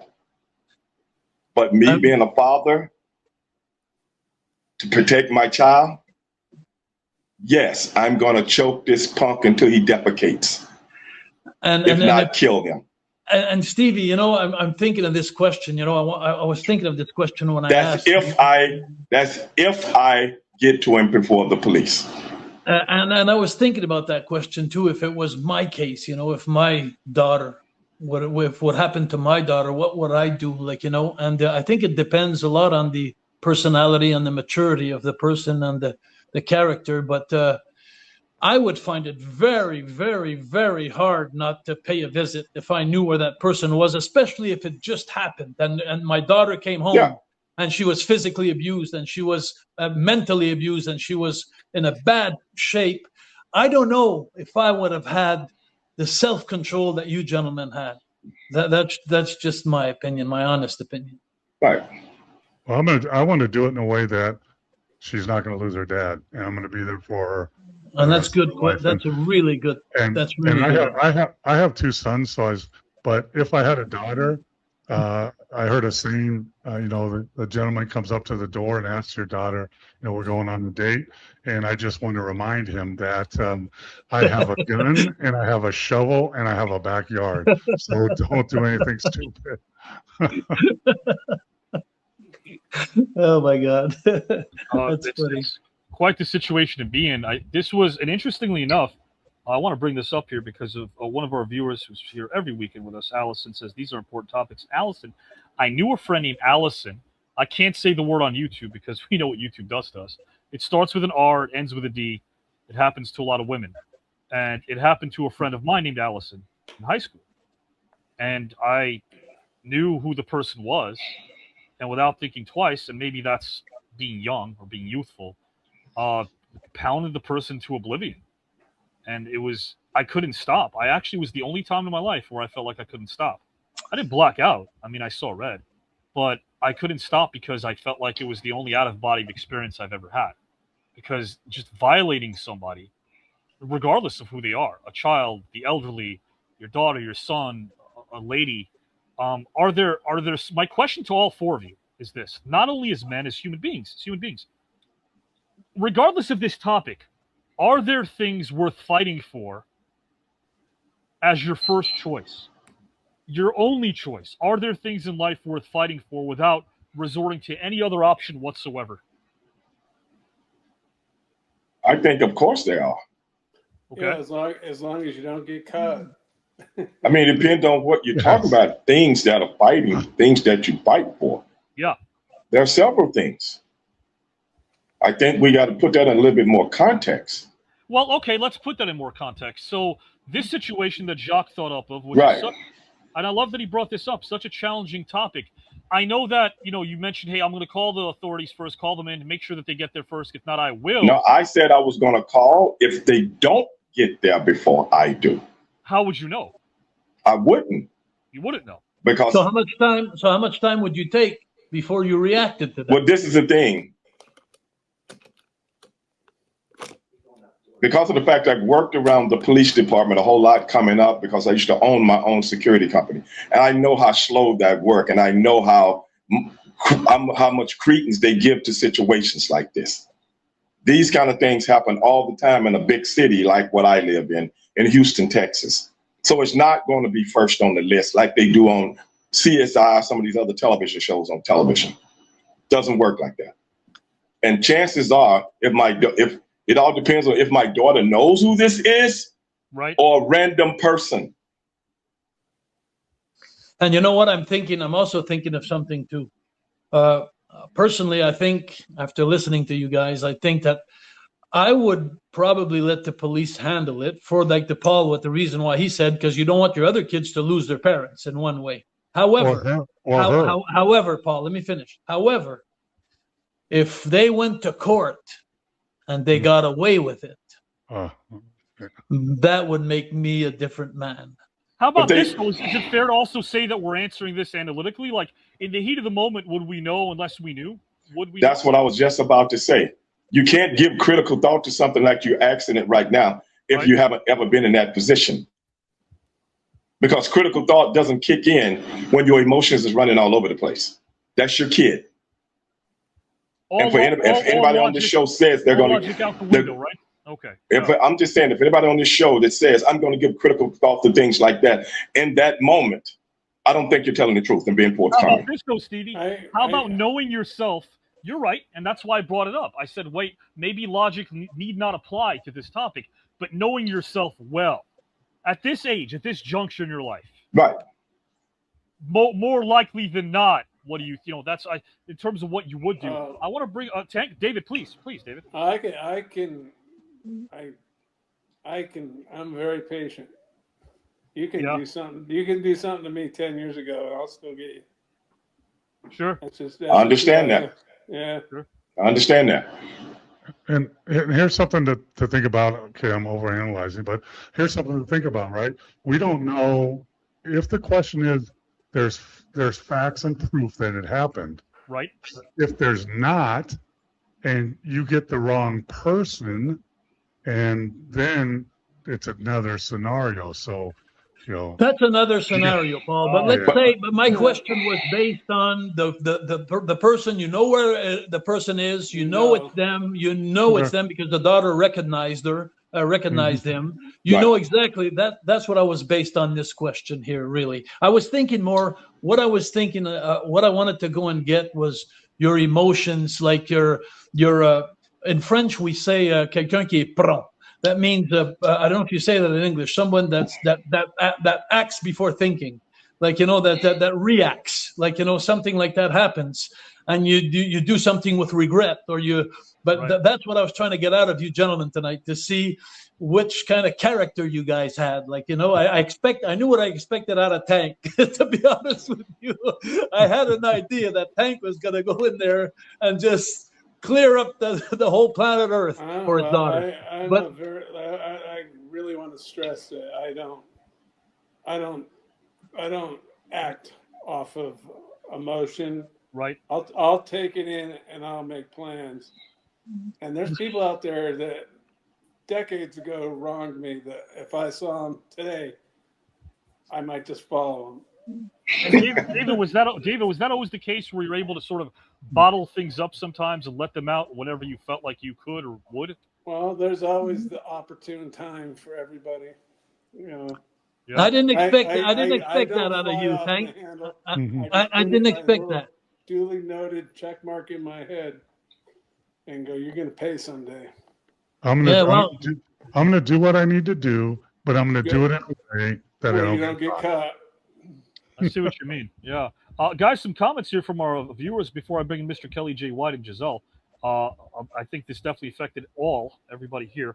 I feel like I learned a lot, says MD116. I had someone I knew who had that same scenario, and, I just went after them and drove me mad when nobody else did anything. Stevie had brought that up. Well, what if somebody doesn't do anything in your area, right? We never know if that's the case. Chad, man, Jacques, these questions really were incredible, and the three competitors gave brilliant answers. Thank you, Chad Dixon.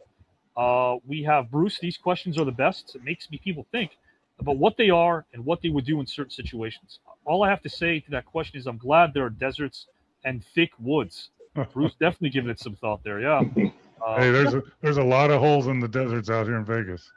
and Arizona, I'm assuming as well. Since I moved here. Hello, Mr. Rage Channel. Thank you for joining us, Richard. We appreciate you. So we got some votes, guys, in the comment section. I'll pull them up, then bring up Kelly. You can vote. Again, the way I always break down votes, I like to remind people that no one's better than the other. Who resonates most with you? That's really all it is. Who resonates most with you and why? That's how we vote. Ralph, my vote goes to Stevie on this topic. He has a daughter, so he's putting himself in actually what he'd feel in the moment. We were saying he's personalizing. He's going about it from a logical standpoint. Logical, well, I don't know if it could be logical in this situation. Natalie, I vote for Stevie on this one. Okay, thank you, Natalie. Appreciate your votes as well. Thank you for joining us. All right, okay. Phil says, like the Sicilians say, revenge is a meal best served. I thought they say forget about it. But thank you, Phil. We appreciate you as well. Love the Sicilians and Italians. It's no problem with that, unless they're named Skinny. Eagle John, I vote for none because I don't believe there's a right answer. So Eagle John doesn't think there's a right answer. This is tough. Indeed, it's meant to be tough. It is meant to be tough. All right, guys. I want to bring in Kelly J. White. Hey, Abby, before you bring him, I want to just bring in a point too, because I'm discovering the answers and I'm getting smarter with all these answers. It's amazing, and I'm thinking one point that I would bring up is if this happened 40 years ago, it wouldn't be the same way. The people wouldn't react the same way as I know my dad, and my dad, it wouldn't have been the same reaction as people in society today, because I don't know if I'm getting my point across here, but I think that in the older days they settled things a little differently than they would today. Yeah, I also think it's easier to get caught. Cell phones and internet. Okay. Yeah, it's easier to get caught these days, right? That's true. There you go. Yeah, Phil, I like how Tank was so straightforward. I vote for Tank. Thank you, Phil. Appreciate that. We have Sicilian women are also Dons and Capos, the only ones who run the mob in Sicily. That is very true, son. Julio, I vote for Stevie because how he expressed his answer. I just heard my dad in his voice speaking about my sisters. It hit home for me. Appreciate that. Samuel White votes for Stevie. Joe, Jacques, you are a treasure. Thank you for those comments. I vote for Stevie. I think that Stevie's answer was appropriate. Lester voting for Paul this round. Classy Times votes Stevie. Gets my vote on this one. Okay. See if there's any more that I might have missed. We'll get you the next round, guys, in the comment section. Kelly J. White, the floor belongs to you. Wow. Jacques, I thought you hit me with the rough one a few episodes ago, but I outdone yourself with this one. First thing I want to say, though, is, on screen right now, we got the Avatar, which is, it can be scary. Stevie, everybody knows you're a legit badass from way back. Same with you, Jacques. Paul, you don't need a shotgun and a shovel. You're 7 feet tall. Okay. Hey, I don't want to go to any that much effort, man. I'm too old for that.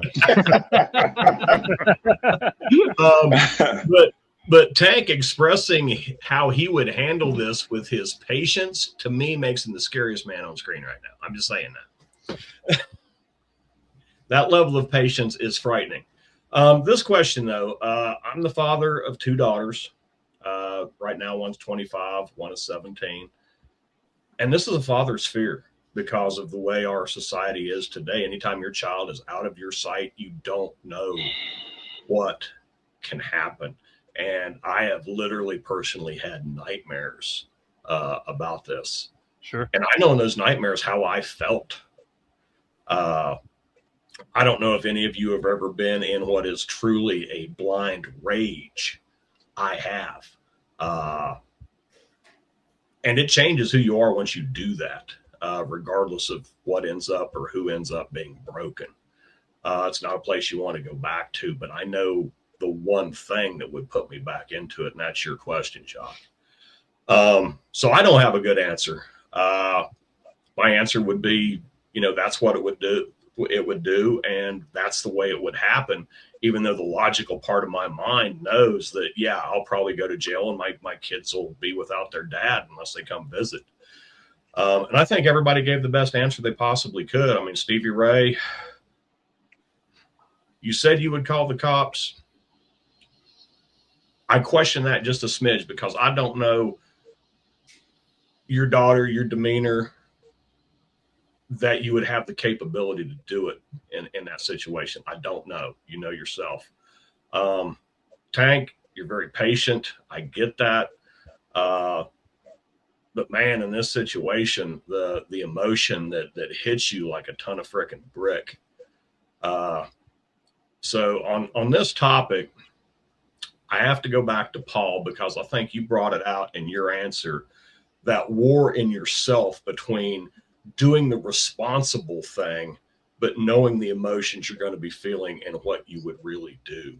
I think you expressed the gravitas of that in the truest fashion. So my vote goes to Paul on this. All you gentlemen that struggled with this question, know I understand and I appreciate you giving an answer. Thank you. Thank you, Kelly. Thank you, Kelly. Just so you know, Kelly, there is a right way to do it when you can't get caught. I'm just saying. Well, patience. I'm out here in West Virginia where there's hills and hollers that people haven't seen in a long time, so I know where you're coming from. By the way, Kelly, I want to ask you this. I mean, did you feel like a very serious topic deserves a very serious question, which I'll ask right now? Did you go to other levels of thought beyond the scope of normal human understanding to wrap your mind around this? I wouldn't say that exactly, but as I said, I've literally. Well, my question is this: how can you understand something you've never experienced? And I want to bring this up too because I think Miranda asked this question. Where is it? I want to bring it up real quick. This is tough but interesting. I'm loving this. Well, I'm glad because it's always going to be tough, guys. I'm never going to lie to you. When it comes to this show or Wednesday's broadcast, it's going to be challenging. We're going to have laughs. But it is meant to be difficult. We don't want easy answers over here. We don't. You know what? I'm sorry, Avi. I didn't mean to cut you. I'm so emotional on this here right now, and I got to go back to Kelly for a second, because Kelly, honestly, I felt the rage in your answer that I was expecting someone to bring out tonight, and everybody answered correctly, and it was great. But I saw the hesitation in your mind and to admit that if you're caught in a situation like that, and although Paul and everybody and Stevie and everybody had the right answer, the patience and all that, but if you're caught up in a situation like that, if you really imagine being there, you open the door and your daughter's on the ground and she's beat up and she's down, would the feeling you made me feel, Kelly, for 2 seconds there, that you were in it. You were in that situation, and I appreciate your comments. Thank you, Jacques. And to kind of answer your question, Avi, no, I understand something you've never experienced. Yeah, Stevie brought this up. You don't. I mean, I think everybody wants to, especially us guys. We always want to think, hey, if something goes down, we're going to be the brave guy. We're going to take the gun away. We're going to, take the knife guy away. We're going to do the right thing. And we're going to be brave, but you don't know till you get there. But I will say this about what I said in this situation. In dreams, the feelings are real. And so I have actually felt that. And it's just as real as if it happened there. And without being in the situation exactly, I am 99% sure I know what would happen. And I'm challenging you here. You do know that dreams are lawless, right? There are no laws in dreams. You can go anywhere you want to do whatever you want to do. Yeah. And in your dreams, when you do that, it's a whole nother ball game, man. That's all I can say. I'm going to keep you on screen here, and I agree with what Jacques said. I definitely see that you personalized, which makes it so much difficult, guys, for our judges. We give it up to our judges because here they are personalizing this as well, and still, of course, they are not biased whatsoever. Dreams or premonitions, says Sonny. Giselle, I'm going to bring you up on screen and see who you vote for and why. Floor is yours. Wait, before I do, let's get some of your votes in the comment section. I see a lot of them here. I know this is very difficult to vote for. Lucas Ray, thank you for joining us. I would value revenge more than my time as a free man. That person would pay in one way. Express yourselves, guys. Remember something. If you express yourself as a YouTuber doesn't like this, they'll block me, not you. That's fine. Joe, come on, guys. I vote for Tank. There is a level of patience and persistence here. He's smart about the decision. I like that everyone was deliberate as well. Okay. We have another comment here. I think this is coming from, or vote, I should say. Bethany, I vote for Stevie, just straightforward. An amazingly hard question. Indeed, yes. Okay. Let's bring in Giselle. The floor is yours. Thank you. There is a lot going on up here right now. First of all, you are more likely to be abused by someone you know than a stranger. And with that information, I don't know if that would change any of your answers. But any kind of abuse, harassment, anything like that is more likely to occur by someone that the victim knows. Second of all, how many women do we know that don't go to the police because they fear they won't be believed? And then you multiply that with a young child, and then you have to think, well, if they're not believing my own daughter with evidence, are they going to believe me? Can I be that voice for my child? Is that going to be helpful, or is that going to be more harmful in the long run? And then whenever a question like this comes up, I cannot help but think of John Grisham's A Time to Kill and the very powerful end court scene. I don't believe I've seen the film version of that, but it was so powerful in the book. And right there, I saw it all as I was reading it. So how do you vote on this when... Giselle, let me ask you something. But relating to the question and all the feelings that you're sharing right now, do you take the law in your own hands? That's mostly the question I wanted to find out of you and out of the questions that these gentlemen gave. Do you take the law in your own hands, or you leave it up to the le système judiciaire, which I'd say to you in French because you understand French, but the justice, I don't know how to say it in English, but the you know what I mean by the law, by the court. You know, do you take justice in your own hands? If you see a broken kid of yours at the door, knocking at the door, coming back, physically, mentally, sexually hurt, do you take it in your own hands? That was the question I was trying to get out of the feeling, to see if the spontaneous reaction of the person. I want to, because in all these questions, sink or swim, I want to get to know these people. Yeah. And I want to get to know their soul and their hearts. And I think those are the questions why I enjoy so much hearing the different versions. No, je comprends, Jacques. Je comprends. So what would you do? What would you do if you, before you give your vote, what would you do? Would you take it in your own hands, or would you let the justice system fix it? Oh, I would completely freeze and overthink it. Okay, well, let me ask you, hold on. What let's talk about being capable. What do you think you would be capable of doing? Do you think you would be capable of taking the law into your own hands?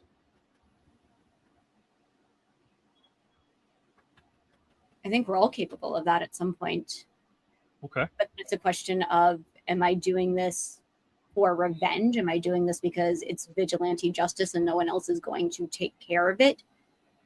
Or am I doing this because I need to get my own pain out?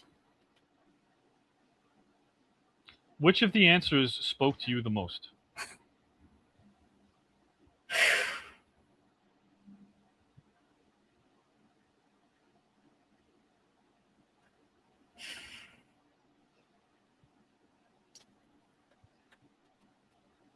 Paul, I do like how you approach this from different angles, but I'm not quite sure you came to a definitive conclusion, which I understand because this is tough.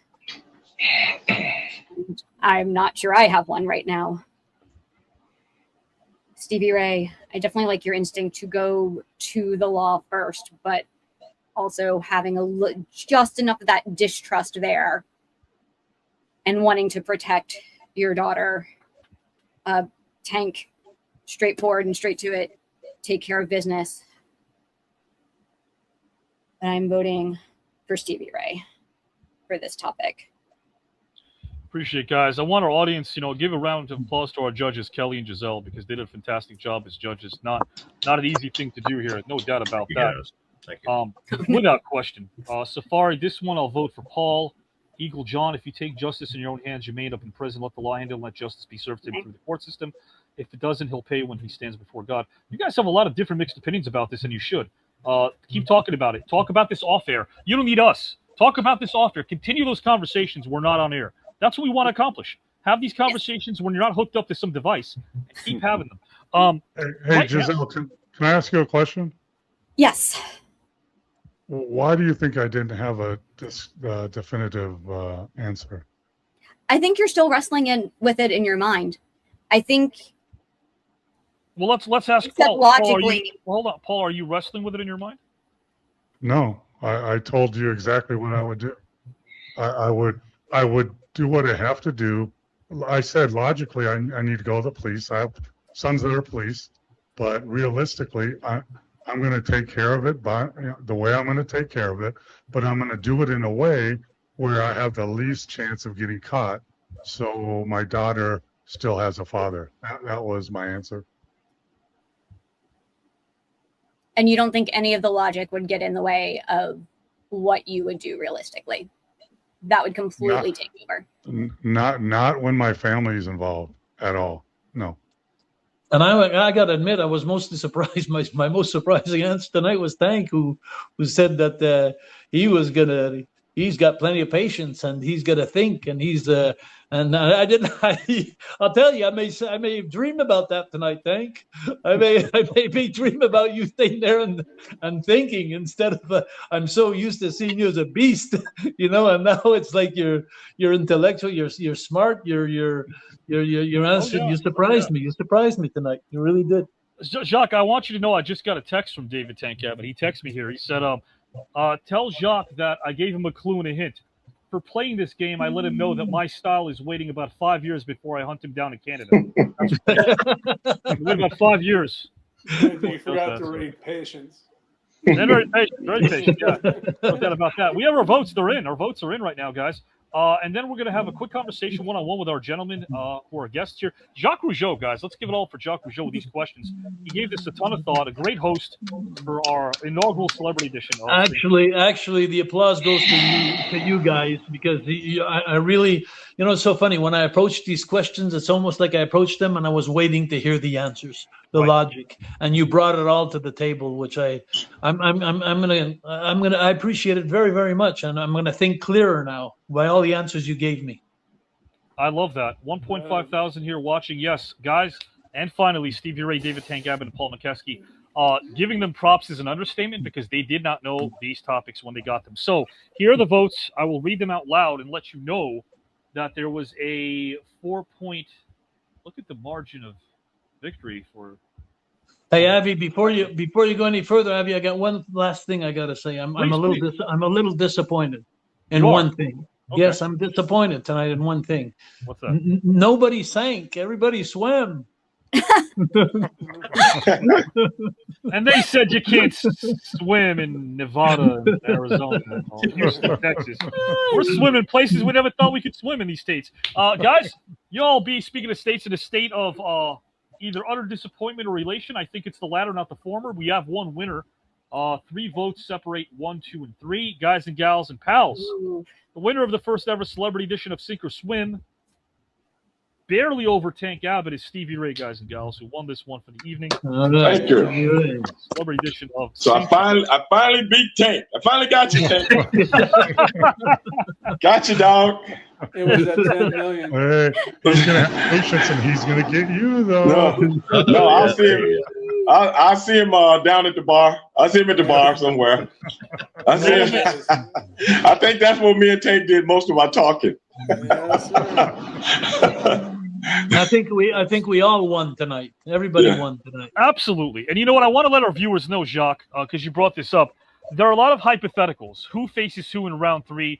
This is a bit of a tune-up. It does get more challenging each round with our questions. Who faces who? We have already 173 major award winners and Hall of Famers in round 2. And, of course, we whittle it down. Round 3 gets tougher. If you draw 2 opponents, only 1 out of 3 move on to round 4.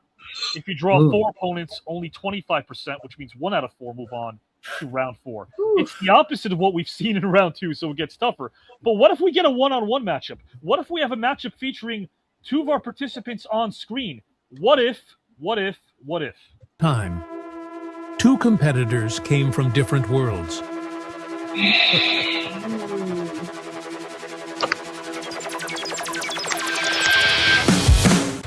One dominated on the hardwood.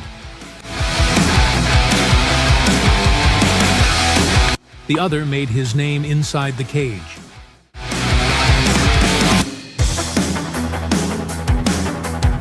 Different arenas, different journeys.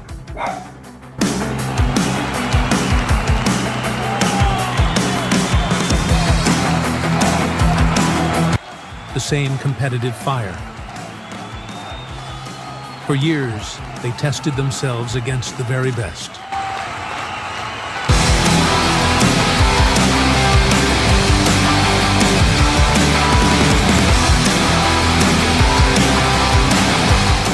Now, they meet on a different battlefield. Not with fists, not with rebounds, but with stories, ideas, and conversation. Welcome, my friend, to the grand tournament round number 2. Thank you. Wow. Once again, Avi, man, you're the man. You get it out there. Thank you for all the kind words and awesome job. I mean, you obviously know that you could throw down. So give it up to our friend, colleague, and great, last name Mokeski, first name Paul. Welcome, my friend, to round 2 of the celebrity tournament. You're awesome, man. I think I just want to get all your intros on reel and just play them on a headset, pretty much before I go to sleep, when I wake up. Round by round, only the strongest have remained. Now it's time for one of the most intriguing matchups yet. Paul Mokeski. Just millions and millions of people that the game of basketball has affected. And when you play it or watch it, it teaches you how to succeed, how to fail, how to get back up when you're knocked back down. David Tank Abbott. Left foot in front of the right foot, you have to make things happen. You can't sit around and let them and wait for them to happen. You got to go out and live. 2 unforgettable personalities. 1 round 3 dream match. Who moves one step closer to becoming the TKN Celebrity Tournament champion?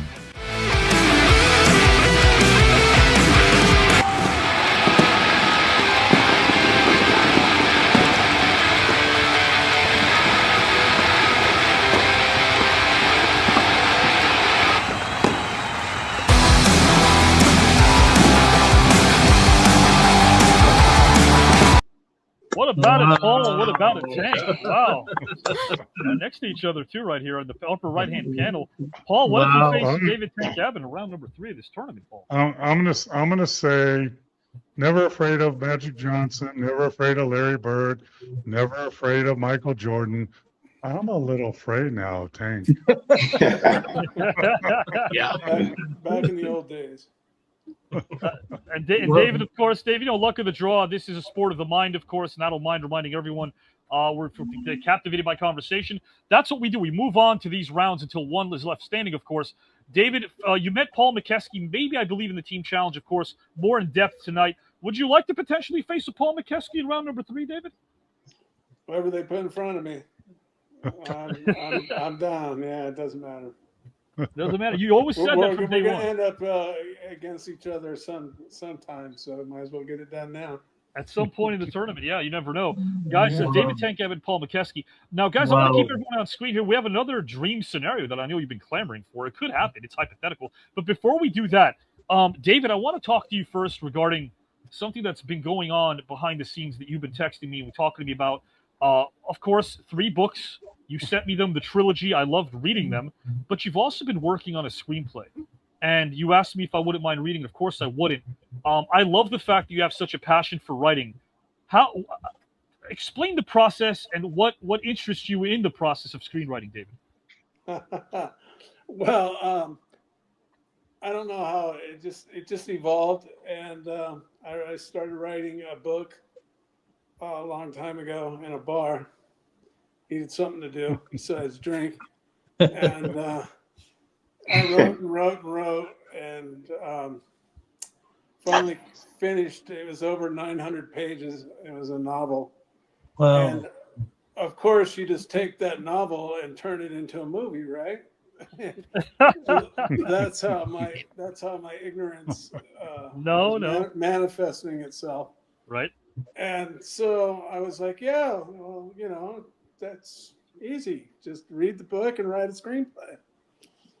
Well, I found out that that's not how it works. And so I said, well, how hard could it be?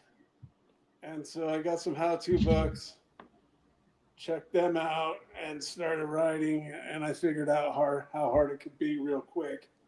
And so there's obviously a lot of technical and mechanical and mathematical situations with the plays, the acts, the beats, and everything that goes along with it.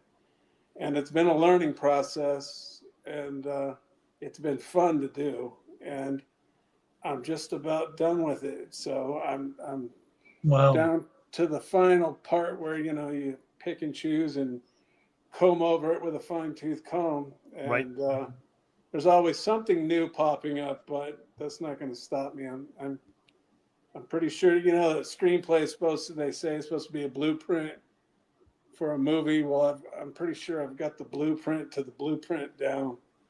So I don't know if if I need to get a script doctor or what have you, but I've got it pretty much done. More than I surprised most people, I think. Anyways. I can't wait to read it. I'm glad you asked me. It'd be my honor to. Oh, yeah, absolutely. It's going to be cool. I'm going to get that to you real quick, too, by the way. I appreciate Congratulations. that. Yeah. And by the way, guys, the character, in case you implore you guys to go to Amazon and, of course, read these books. They're incredible. The character of Walter Fox, definitely a reflection of self, I felt, David. Yeah, some people think that that could be me, but being that it'd be dicey to be me, or be Walter Fox, so to speak. Kind of leaning to some nefarious things if you really twisted it around to find some illegalities to things criminally. So Walter Fox he's pretty much a true guy. Yeah, and again, go to Amazon, guys, and read the trilogy. Paul, again, Mr. David Tank Abbott was kind enough to send me all 3. They're quite the reads. I always bring them up here because they really did. And when you broke it down to me the very first time we spoke many moons ago, I knew that there was a literary side of you that had already come out, not that was waiting to come out. So I'm glad that you are still very much inspired to write the way that you do. Paul, Stevie, Giselle, Kelly, Jacques, anything you'd like to tell David Tank Abbott before we bid him adieu tonight? I'm going to go ahead. I'm going to go. Sorry, go ahead. Go ahead. Hey, Tank, good. Go ahead, Jacques. Well, make up your mind, okay, Stevie? Jesus Christ. Okay. So you and me, we got to finish this anyway. Yeah. So Tank, I'm going to repeat myself. You amazed me tonight with cool. You have this carapace, you have this outside of you that portrays this kind of person, and then tonight I discovered something inside of you that I never expected out of you, and I'm so impressed, and I'm very proud of the person that you are, or you became, or I don't know if you always was like that, but I'm very impressed. Yeah, that's cool to hear. Thank you for saying that. It's nice to hear, actually. Cool. A lot of people just think I'm some thug running around the world. But, far from it. Hey, guys, really quickly, David, a fan, of course, not just a fan. History, of course, is something that you there's so many layers about you that I'm glad I found out, because to me, the man is way more relevant and important than the myth. There's no doubt about that. And David, it's been a thrill getting to know you, and just know that I've gone through a lot of the process. I have a screenplay that we finished, and Avi's helped us with it. And just expect, I think we have 15 rewrites already, so just so you know that's coming. All for the better, though. Probably ahead of you on that. I completely understand. Like I said, it's not easy. Absolutely. And Stevie, of course, I know you go back with Mr. David Tank Abbott, Stevie Ray. Yeah, man. Don't beat nobody up, bro. Oh, no. Don't beat nobody up. That's the only thing we ever told him, brother. Don't beat nobody up. You know what I'm saying? But Stevie, he does it so well, though. He doesn't really. I know, man. I love watching beating people up, but you know what I'm saying. But this a few years later now. We can, we can't do that. No, I'm just messing with Tank, man. That's my boy, man. He's everybody, even though he's an MMA guy. Everybody in the wrestling business. When he came over to work with us, they loved this guy, and I still love him to this day. And whenever we see each other, man, it's always pleasantries, man. He's one of the good ones, man. He's one of the good ones. And Stevie Ray, it was great to see you. I you too, brother. Smile when I saw you on the screen. I was like, "Yep, there's good old Stevie Ray, man." Stevie Ray was a real cool guy back then. I appreciate that, bro. I appreciate that.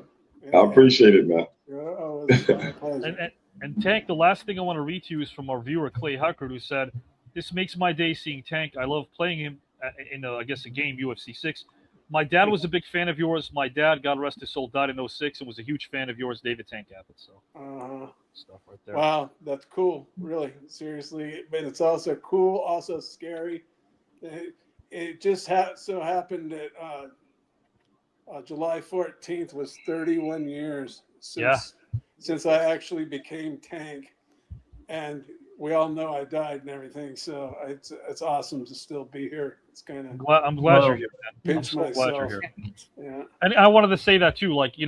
Tank marched across the land and ran over a lot of people, but I got to know David, which to me is way more magical, man. You're a special human being, and I appreciate you. Right on, cool. I love to hear that kind of stuff. Thank you. You don't need to say that. I have to agree with Jacques, David, that every time I see you come on here, you just kind of elevate what you brought before, cerebrally. A lot of your answers tonight, just demonstrated your particular thought process, how you arrive at something quickly. But the statement about the patience really is going to stick with me for a long time. Because if I didn't know who you were before, I can't imagine you really just day to day knocking the snot out of everybody. But I can see you now plotting their demise. Well, they all begged for it.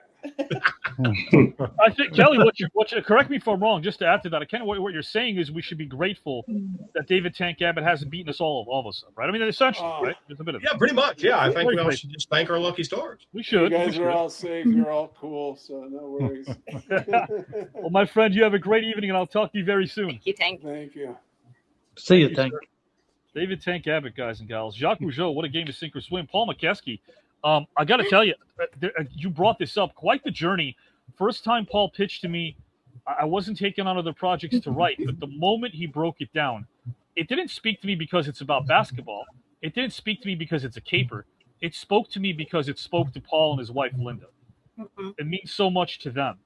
And their hard work and the due diligence and the attention that screenwriters don't receive, it's quite the shame because I know how many days and nights that you guys have spent. Listen, you're out in Vegas and you're writing a screenplay. I couldn't do that. I couldn't do that right there. So, I mean, I cannot wait to see what comes of our project. And I guess what we want to announce, if any one of you have any questions about our project, is I will also be directing Paul Mokeski's project as well. I'm very honored to direct it. Paul, please, a little bit about the project. If Linda wants to join us, she can as well. The floor is yours. Yeah, well, throughout my life, I've had a lot of different journeys, mostly in basketball, and I've seen a lot of different characters and been in a lot of different situations that most people have no idea happen. I've been on the team planes with guys playing poker. I've been in other countries where, the people have machine guns when you check in to get on the plane. Right. And I've seen, great basketball players that are great people. I've seen great basketball players that are not that great of people. I've seen people around basketball players that are not for the players, they're for themselves. And they want to take advantage of those people. So for years, people have told me I should write a book. And I started to try and write it, but I didn't really feel an autobiography. It just didn't, feel right. I didn't think people would be that interested, actually. But then I thought about my experiences, and I thought about my love for movies. I love sports movies.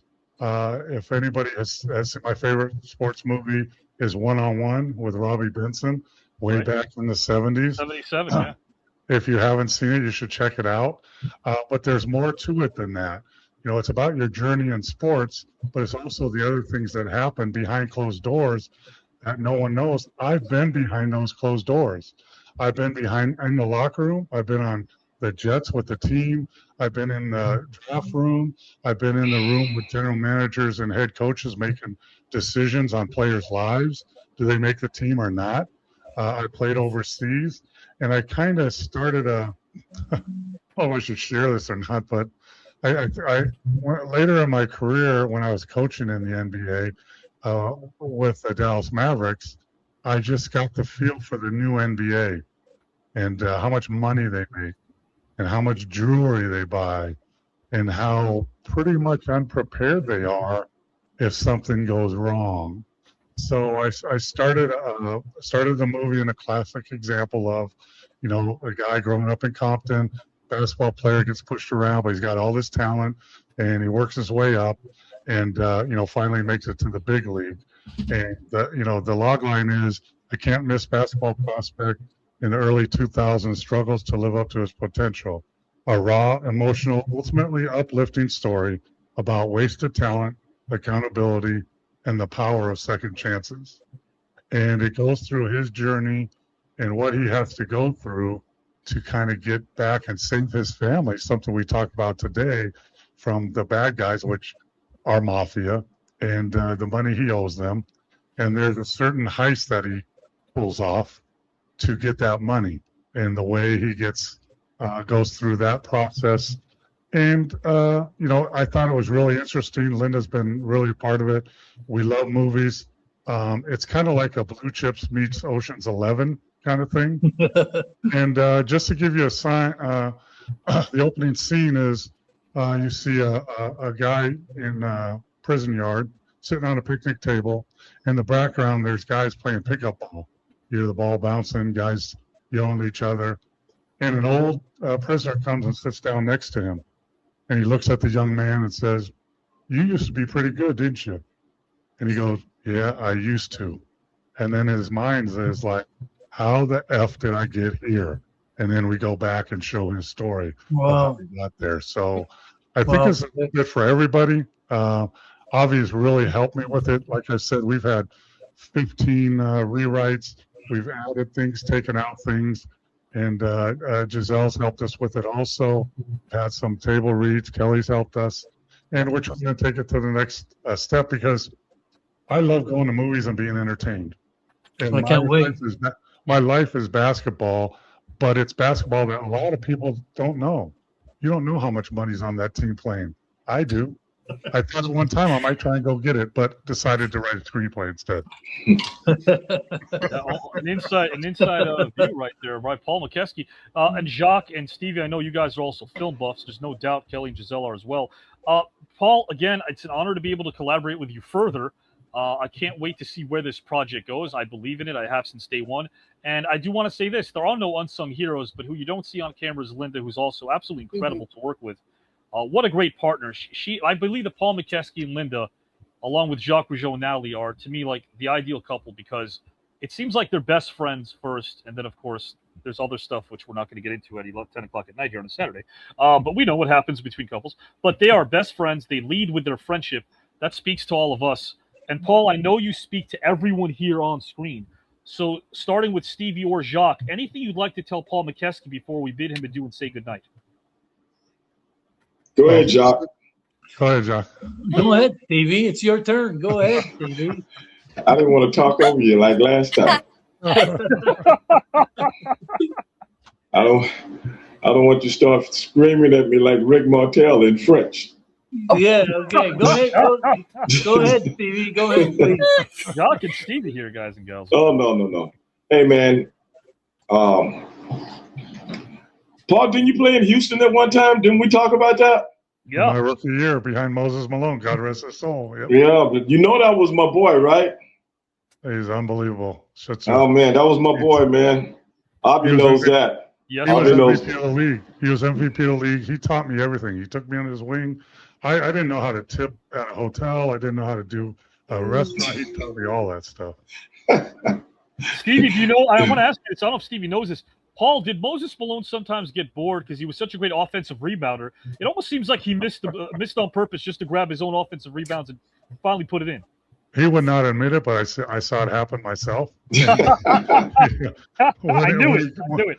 When he got the rebounding trophy and the MVP trophy, yeah, he thanked his teammates for all the misses shots that he could rebound.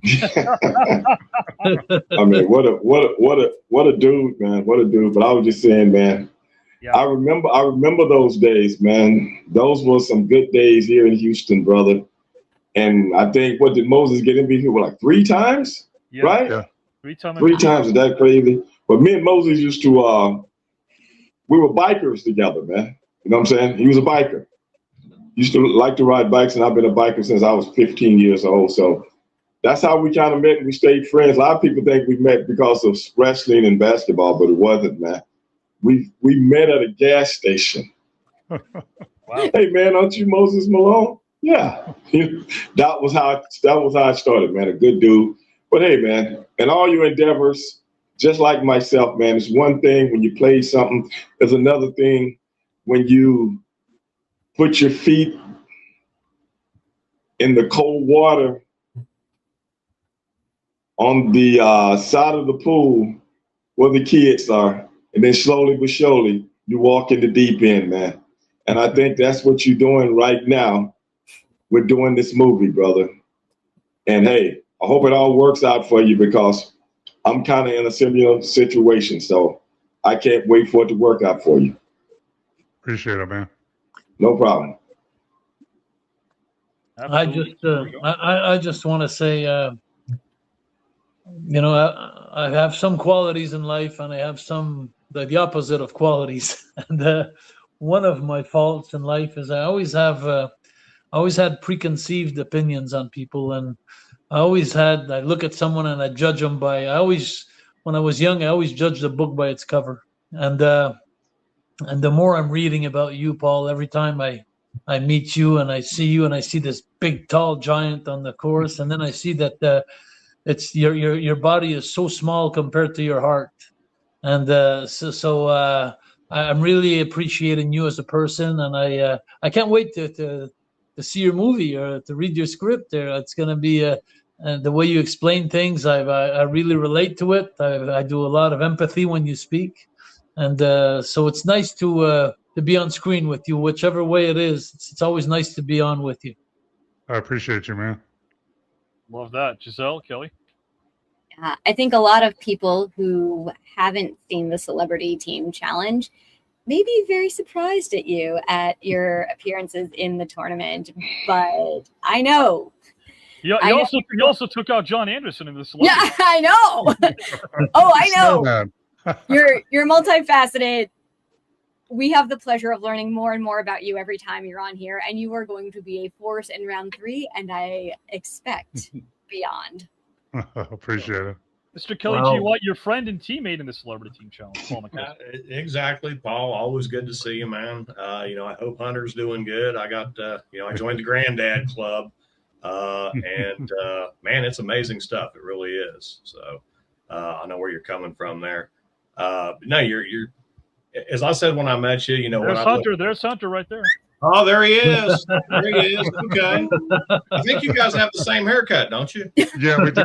Yeah. My son said that yesterday when they're over for barbecue. But I said this, when I looked into, your career, you're the ultimate team player. I wouldn't have anybody else as my partner in the Celebrity Team Challenge. We got to keep in mind, though, we owe this guy right here, Stevie Ray. We owe him an L. I was going to tell you this. Hold on. Last time we won with Stevie Ray, Kelly White, and Paul Mokeski, Stevie Ray took the W, took the win. Let's not forget. He did. I did. That's why we're going to give him the L. I thought he beat me. That was just the devastation of facing us. But you actually did get close, so Oh, wait a minute. Wait a minute. That was the partner thing, right? That's when you had JW as your teammate, right? Yeah, you had JW. Yeah. Whatever happened to him? He's still around. He's hanging around. JW's hanging around. Oh, okay. No, I'm just saying I hadn't seen him since then. I don't think. Well, I scared him off. Paul scared him away. What a team player! Oh, okay. You are, Paul ran him off, huh? And Stevie, what a team player you are! Where's my partner at? Is he still around? Yeah, what my tag partner, man? I haven't seen him since. Paul ran him off. I'll tell you what, Team Challenge is definitely coming back, but I want to say this too to Mr. Paul Mokeski. What is his story about? We'll let you know. You'll find out. He gave you a bit of a pitch. For me, his story has nothing to do with the screenplay. It's about friendship. Because that's what the collaboration has been like with both Paul and Linda. It's been friendship. It's 3 friends being able to have a conversation about what we love, and I cannot wait to see it grow the way our friendship has grown. So thank you again for joining us tonight, my friend. Appreciate you, brother. Appreciate all you people. All right, Paul. Take care. Right, Paul. Be careful, buddy. Have a good one. Guys and gals and pals, Mr. Paul Mokeski. And, as you see, how fitting, the upper right row, if you look at the top row now features myself, Stevie in the center, and Jacques Rougeau. Again, anything can happen. We don't know what matchups are happening in round 3. Nothing's official. We have no clue. We have no idea. We know that you voiced your opinion in the comment section. We know that Stevie's here. We know that Jacques is here. And guys and gals and pals, take a look at what you see on screen, because maybe, just maybe, you never know, if what you see on screen, it might actually come to fruition. On a time, 2 legends forged their own paths.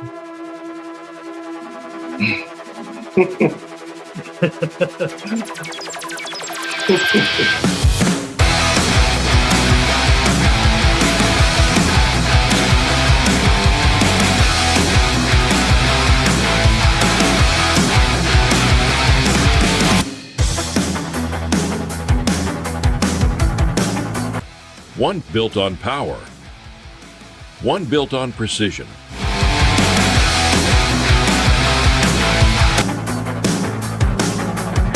For years, they captivated audiences around the world. But you took it to the stratosphere.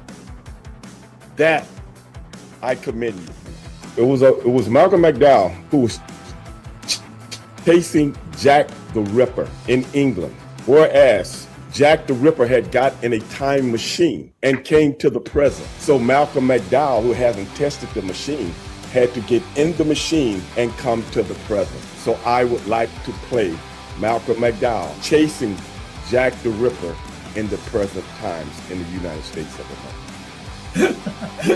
I'm sorry you already finished my intro. I was just starting to enjoy it. The kids are not doing sports anymore. They're all playing Nintendo and all these games, and they're sitting doing nothing. You'll go buy a basketball court here, and you're lucky if you see one guy or two kids in the whole day. The kids are more now on laptops. They're more on computers. So I see the kids, how they eat and how they don't do sports. So I'm going to have to give them an E also. Now, their stories collide. Not inside a wrestling ring, but inside the arena of conversation. And I had to face my biggest fears. And I remember that week before I pre-planned that I was going to do it. Well, I'm organizing wrestling matches now. I'm having wrestling matches. And next thing you know, is like, well, maybe I could just jump in there, and interfere in a match or something, And next thing you know, I'm the main event of the card. And there I am back in wrestling again. I mean, when we talk about George S. Patton, what people don't realize that this was the most feared general that was attached to the Allies. I'm going to pick King Leopold of Belgium. And if anybody out there does not know who he is, please go look him up right now. And look how many people, especially Africans, that King Leopold murdered and maimed and cut their arms off and cut their legs off just for fun. 2 amazing careers.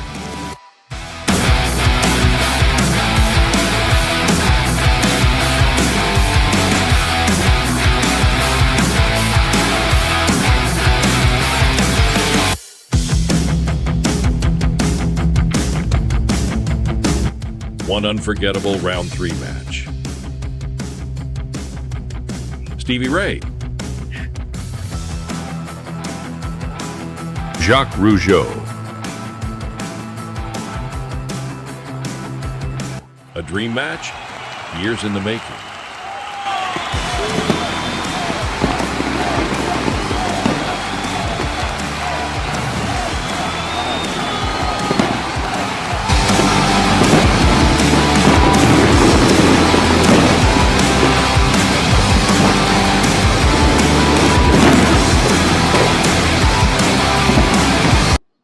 Well, those are the optics, guys and gals and pals.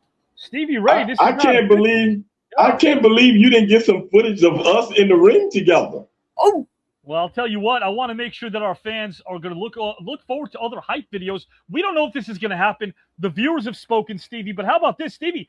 Conspicuous by his absence for the first time tonight right now. Yeah, because I brought that up. He thought you was going to go look it up when I was throwing him over the top.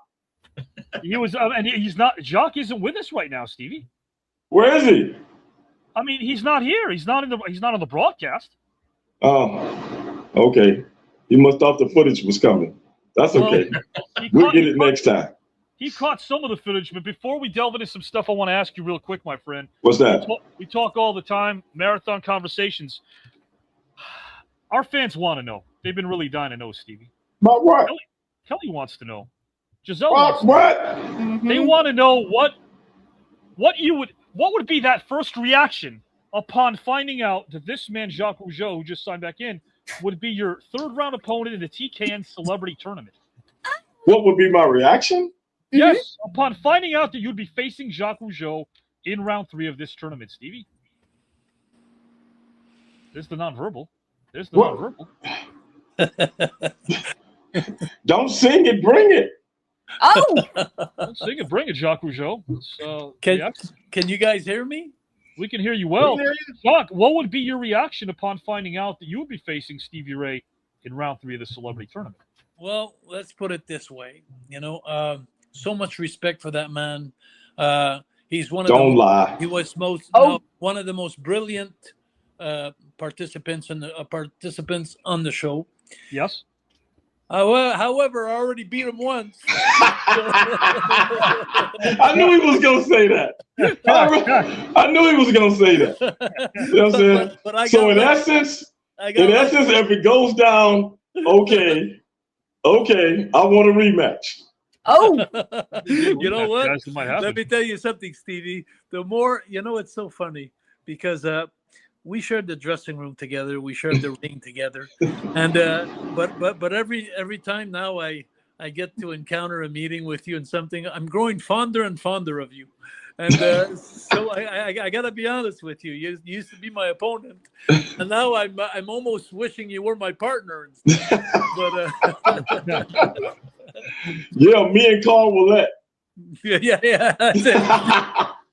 But Stevie, you bring so much history and brilliance in your answers. Yes. That I'm gonna have to play the emotional and the empathy with the Stevie, people. what about that? What about Jacques saying right now that he might actually go for the heartstrings, play the emotion? Well, see, he should have never told me that. He shouldn't have never told me. Now he gave me his game plan, so now I'm ready. Oh, you dig what I'm saying? Yeah, well, let's put it this way: if you beat me the next time, even if you move on in the tournament, you're gonna have to live with the fact that it's 1-1. Until it's not. No, but because if you beat me in the next round, okay, there'll never be another round after that. So you'll never be able to say that you beat me. Unless we have one more tune-up or exhibition before it even happens. You never know. Yeah, I don't do exhibitions. I'm not Floyd Mayweather. Oh.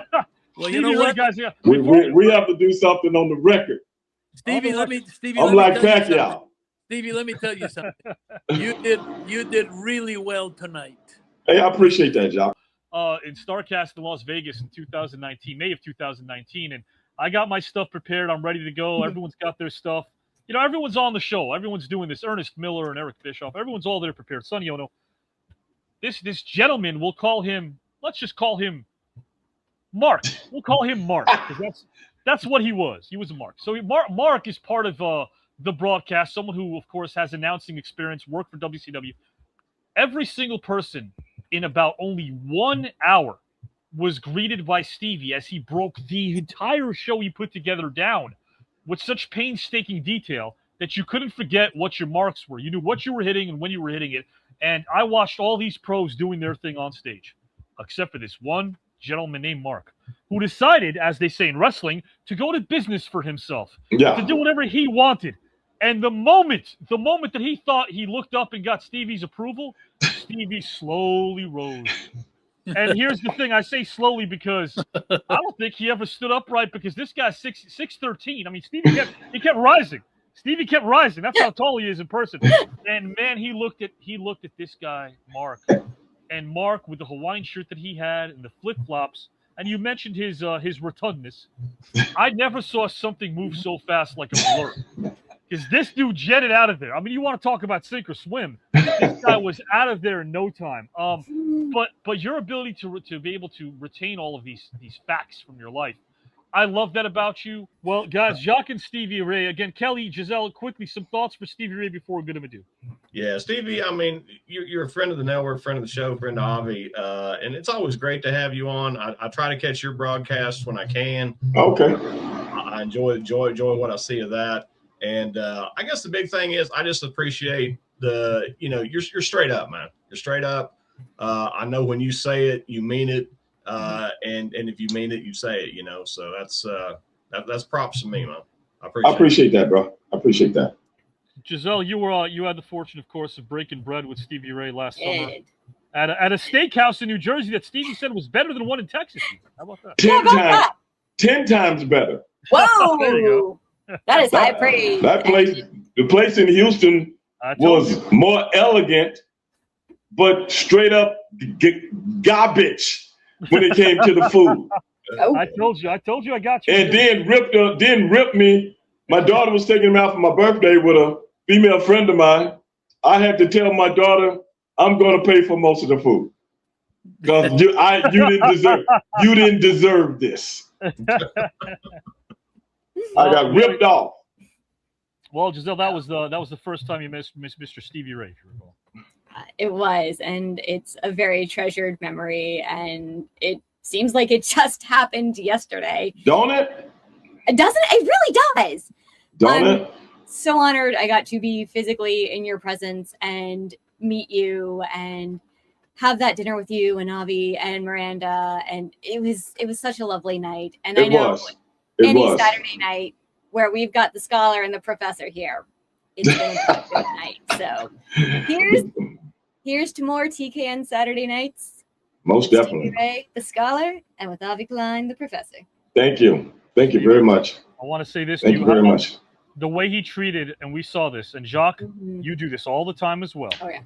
The way Stevie treated his fan at that restaurant, who just walked up to him. By the way, you know the rule, never bother someone when they're eating. It didn't matter. Stevie was eating the steak. Obviously, he said he approved of it. This fan walked up to him and just kindly said, "Hey, I loved you when you were a kid, watched you all the time.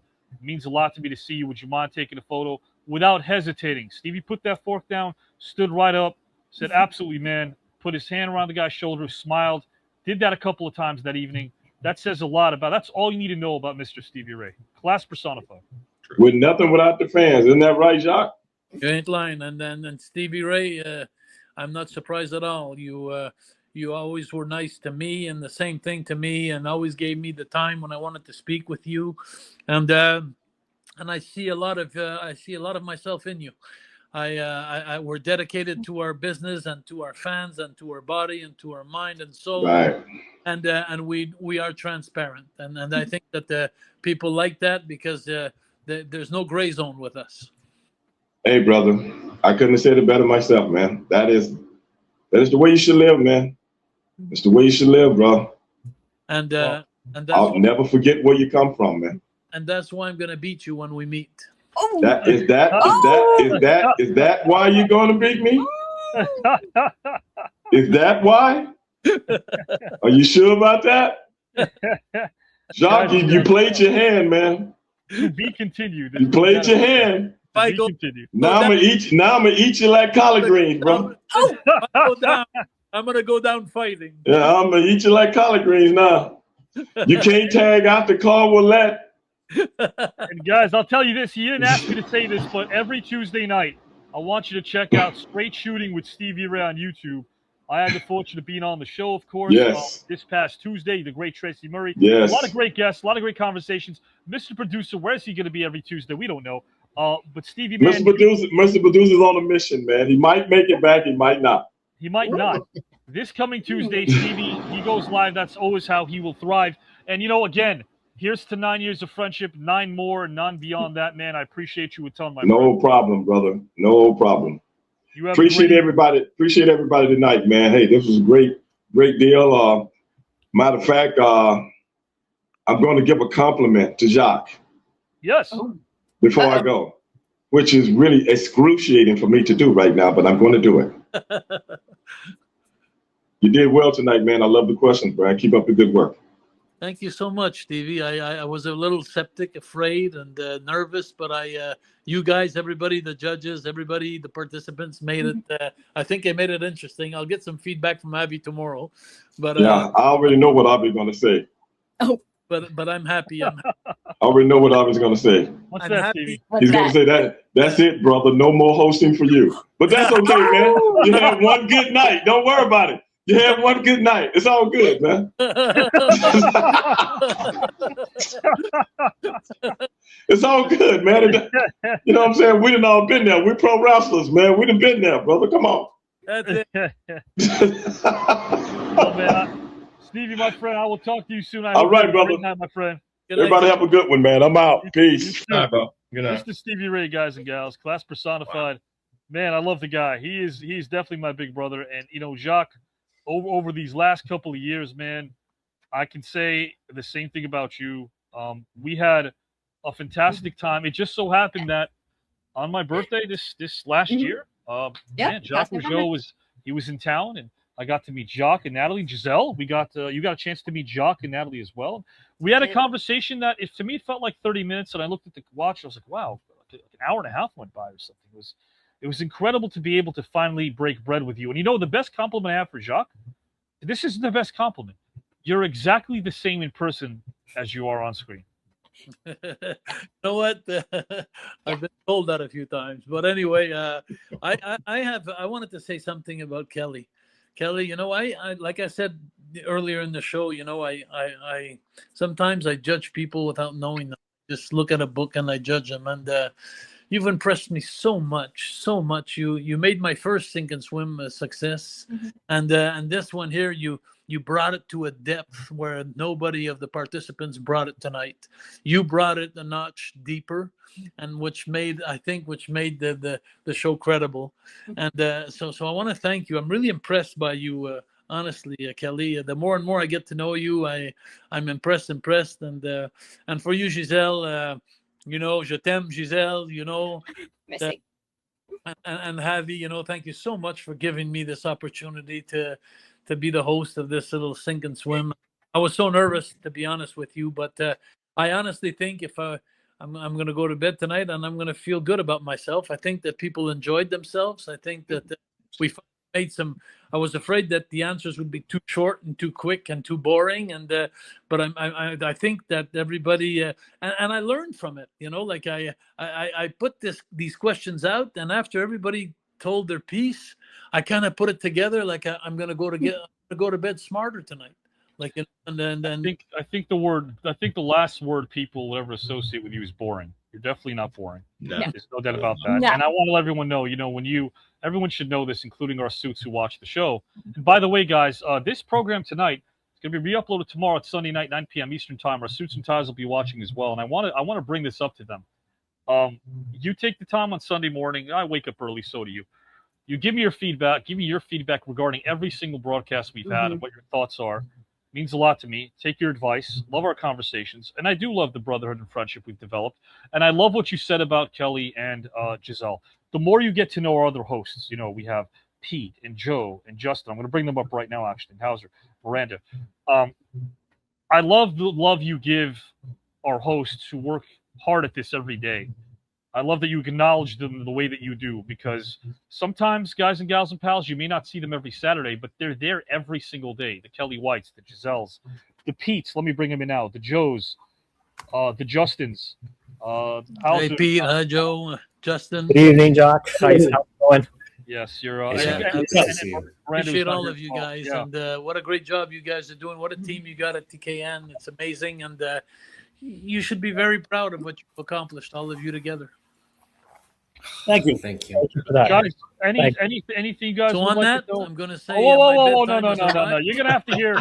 You're gonna have to hear this what a compliment. great time I had tonight. You're gonna Thank have to you hear so these much, compliments. and I hope You're that gonna we have do this again. You're gonna hear the compliments. Hold on, Yep. Joe. Let's hear from Joe, Pete, and Justin. Are you Anything there, like to Abby? tell Jacques Rougeau? You gone?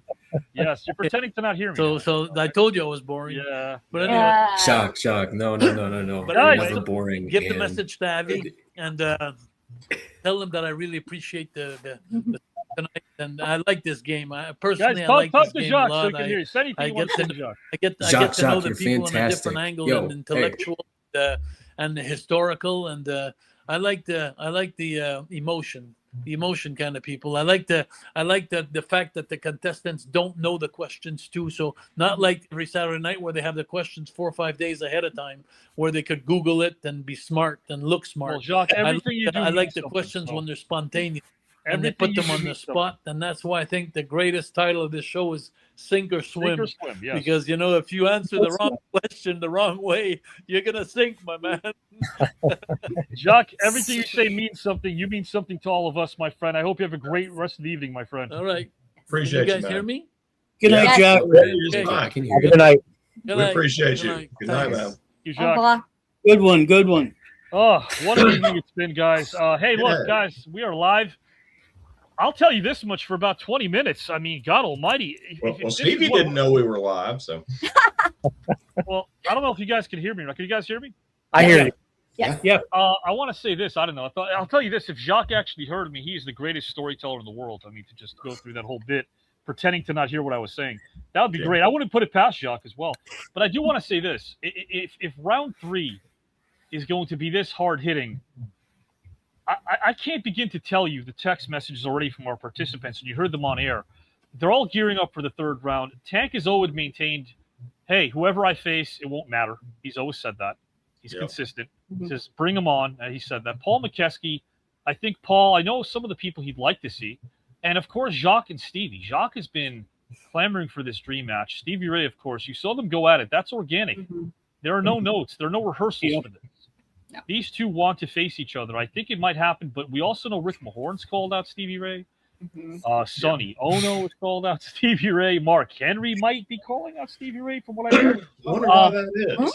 You just never know what match is. Dream matches, we'll see. What we do know, though, is before round 2 concludes, we are going to see this match between this man, this woman, Giselle, for the right to pick their third round opponent. Very briefly, I know we're at 2 hours and 37 minutes, but hey, you guys are on screen.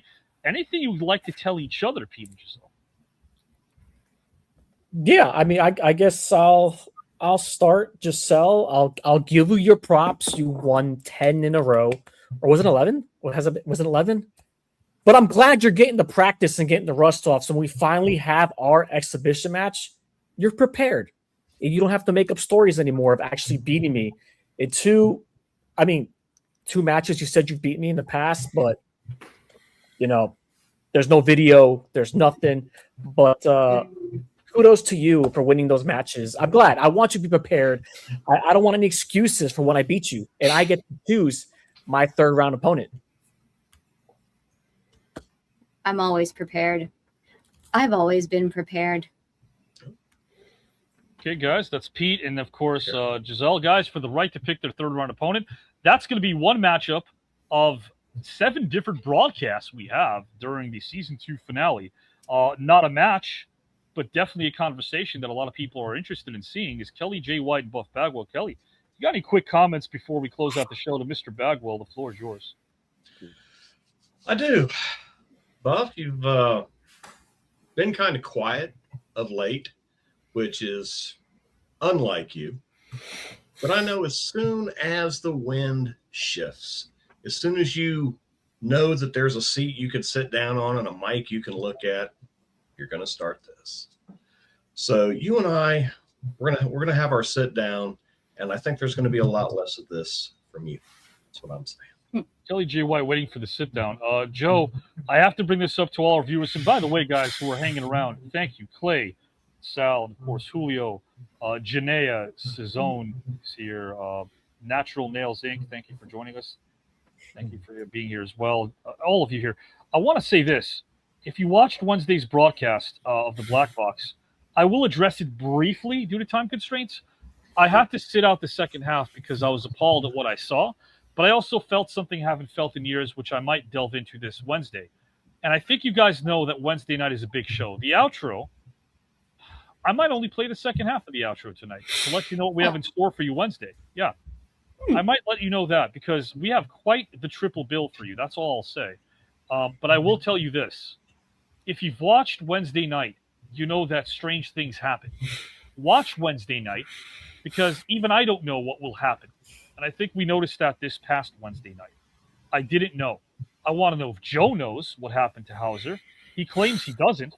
But Hauser Odalock, guys and gals, was a bloody mess. Maybe about 30 minutes after we watched that horrible, I'm using air quotes, Coach Bob video and Howard Collado video. Clearly there's some sort of an alliance there. Coach Bob claims he'll finally debut this Wednesday. We'll see him. We'll see if that's the case. Sebastian is facing elimination this Wednesday. If he loses to Julio, he's gone. He's got to make up some ground. Currently, it's 9-8, even though Julio also possesses the green ticket, which is a lifeline. But what about Hauser Odalock, Joe? Do you have any idea what happened to him this past Wednesday? We're all looking at you.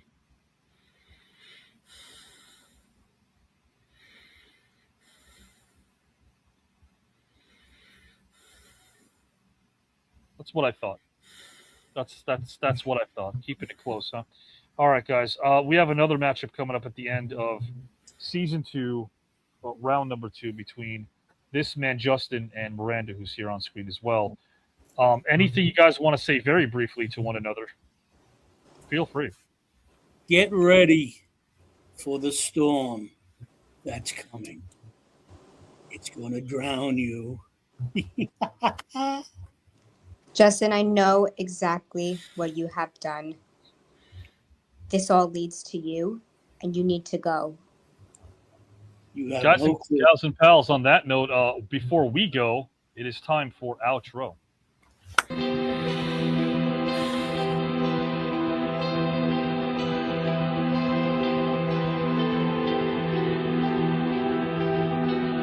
Obsession's going to be talent every time. You got all the talent in the world, but are you obsessed? Is it all you ever think about?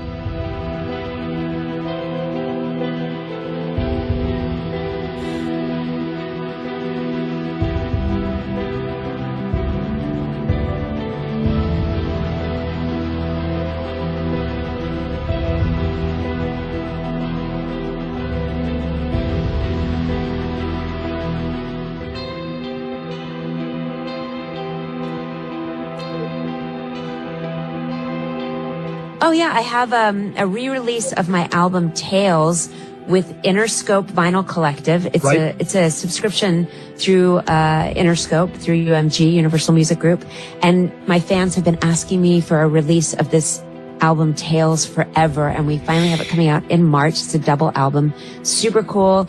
I hear a lot of stories about people who didn't want to wear their glasses or were embarrassed to wear their glasses until they saw me wearing them. And now they feel comfortable wearing them, and they're proud of them, and they feel good in them. And I just thought that was such an amazing connection that I could have with other people over glasses.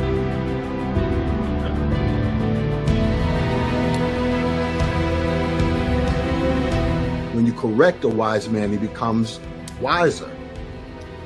You have to be wrong or have an attitude of humility in those spaces in order for you to grow and to be a better person. At that time, we didn't have rappers that we could look up to or aspire to. My heroes were the ghetto stars. You know, I wanted to be like Fat Cat, Bimbo, any of those cats that I saw at that time from afar.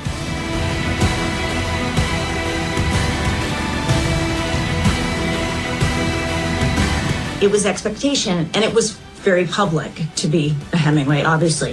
And I learned very early on what it meant to kind of have the gaze of other people, to be seen, to be defined, to have people who decide who you are and how you're seen. So, having my routine every day of, whether it's meditation, doing my yoga, and I go and I deal with the animals, or I go to the garden.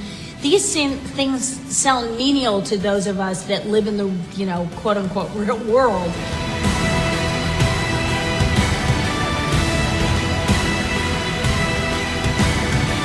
I'm talking to you. I'm traveling. I'm going everywhere. I have a lot of jobs. I'm working as an actor. Yeah. I've done 53 movies. I've done 4 Broadway shows. And 80 whatever. And I'm sensitive to people who don't want to answer a question. And if I make another swipe at it because I think I should, okay. But at that point, it's a law of diminishing returns, and therefore I let it go.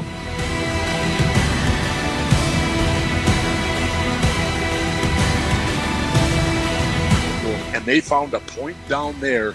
Me and Kent went down there. Oh my God, it was like 96 degrees that day with 95 humidity. It was so hot you couldn't breathe. But I caught fish. I buried her neck. Smorgasbord of fish options? Oh, I had like 9 caught within an hour. Kent had like 2 or 3, and I had to explain to him why. That marijuana was the economic backbone of this country for its first 160 years of existence. That if George Washington and Thomas Jefferson were alive today, they'd be raided by the DEA.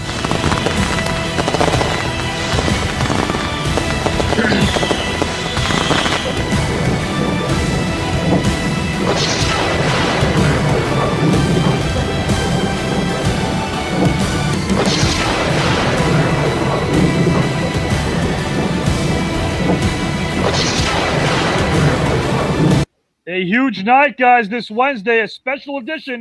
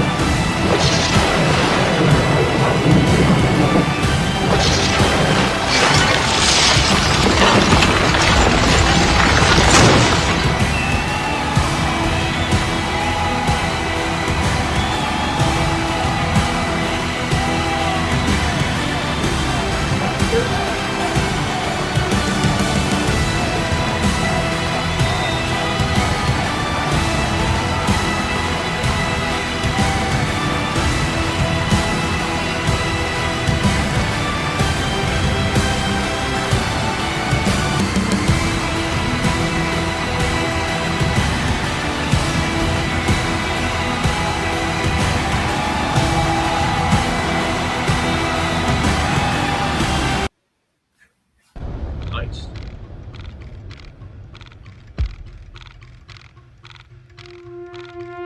Avi Klein.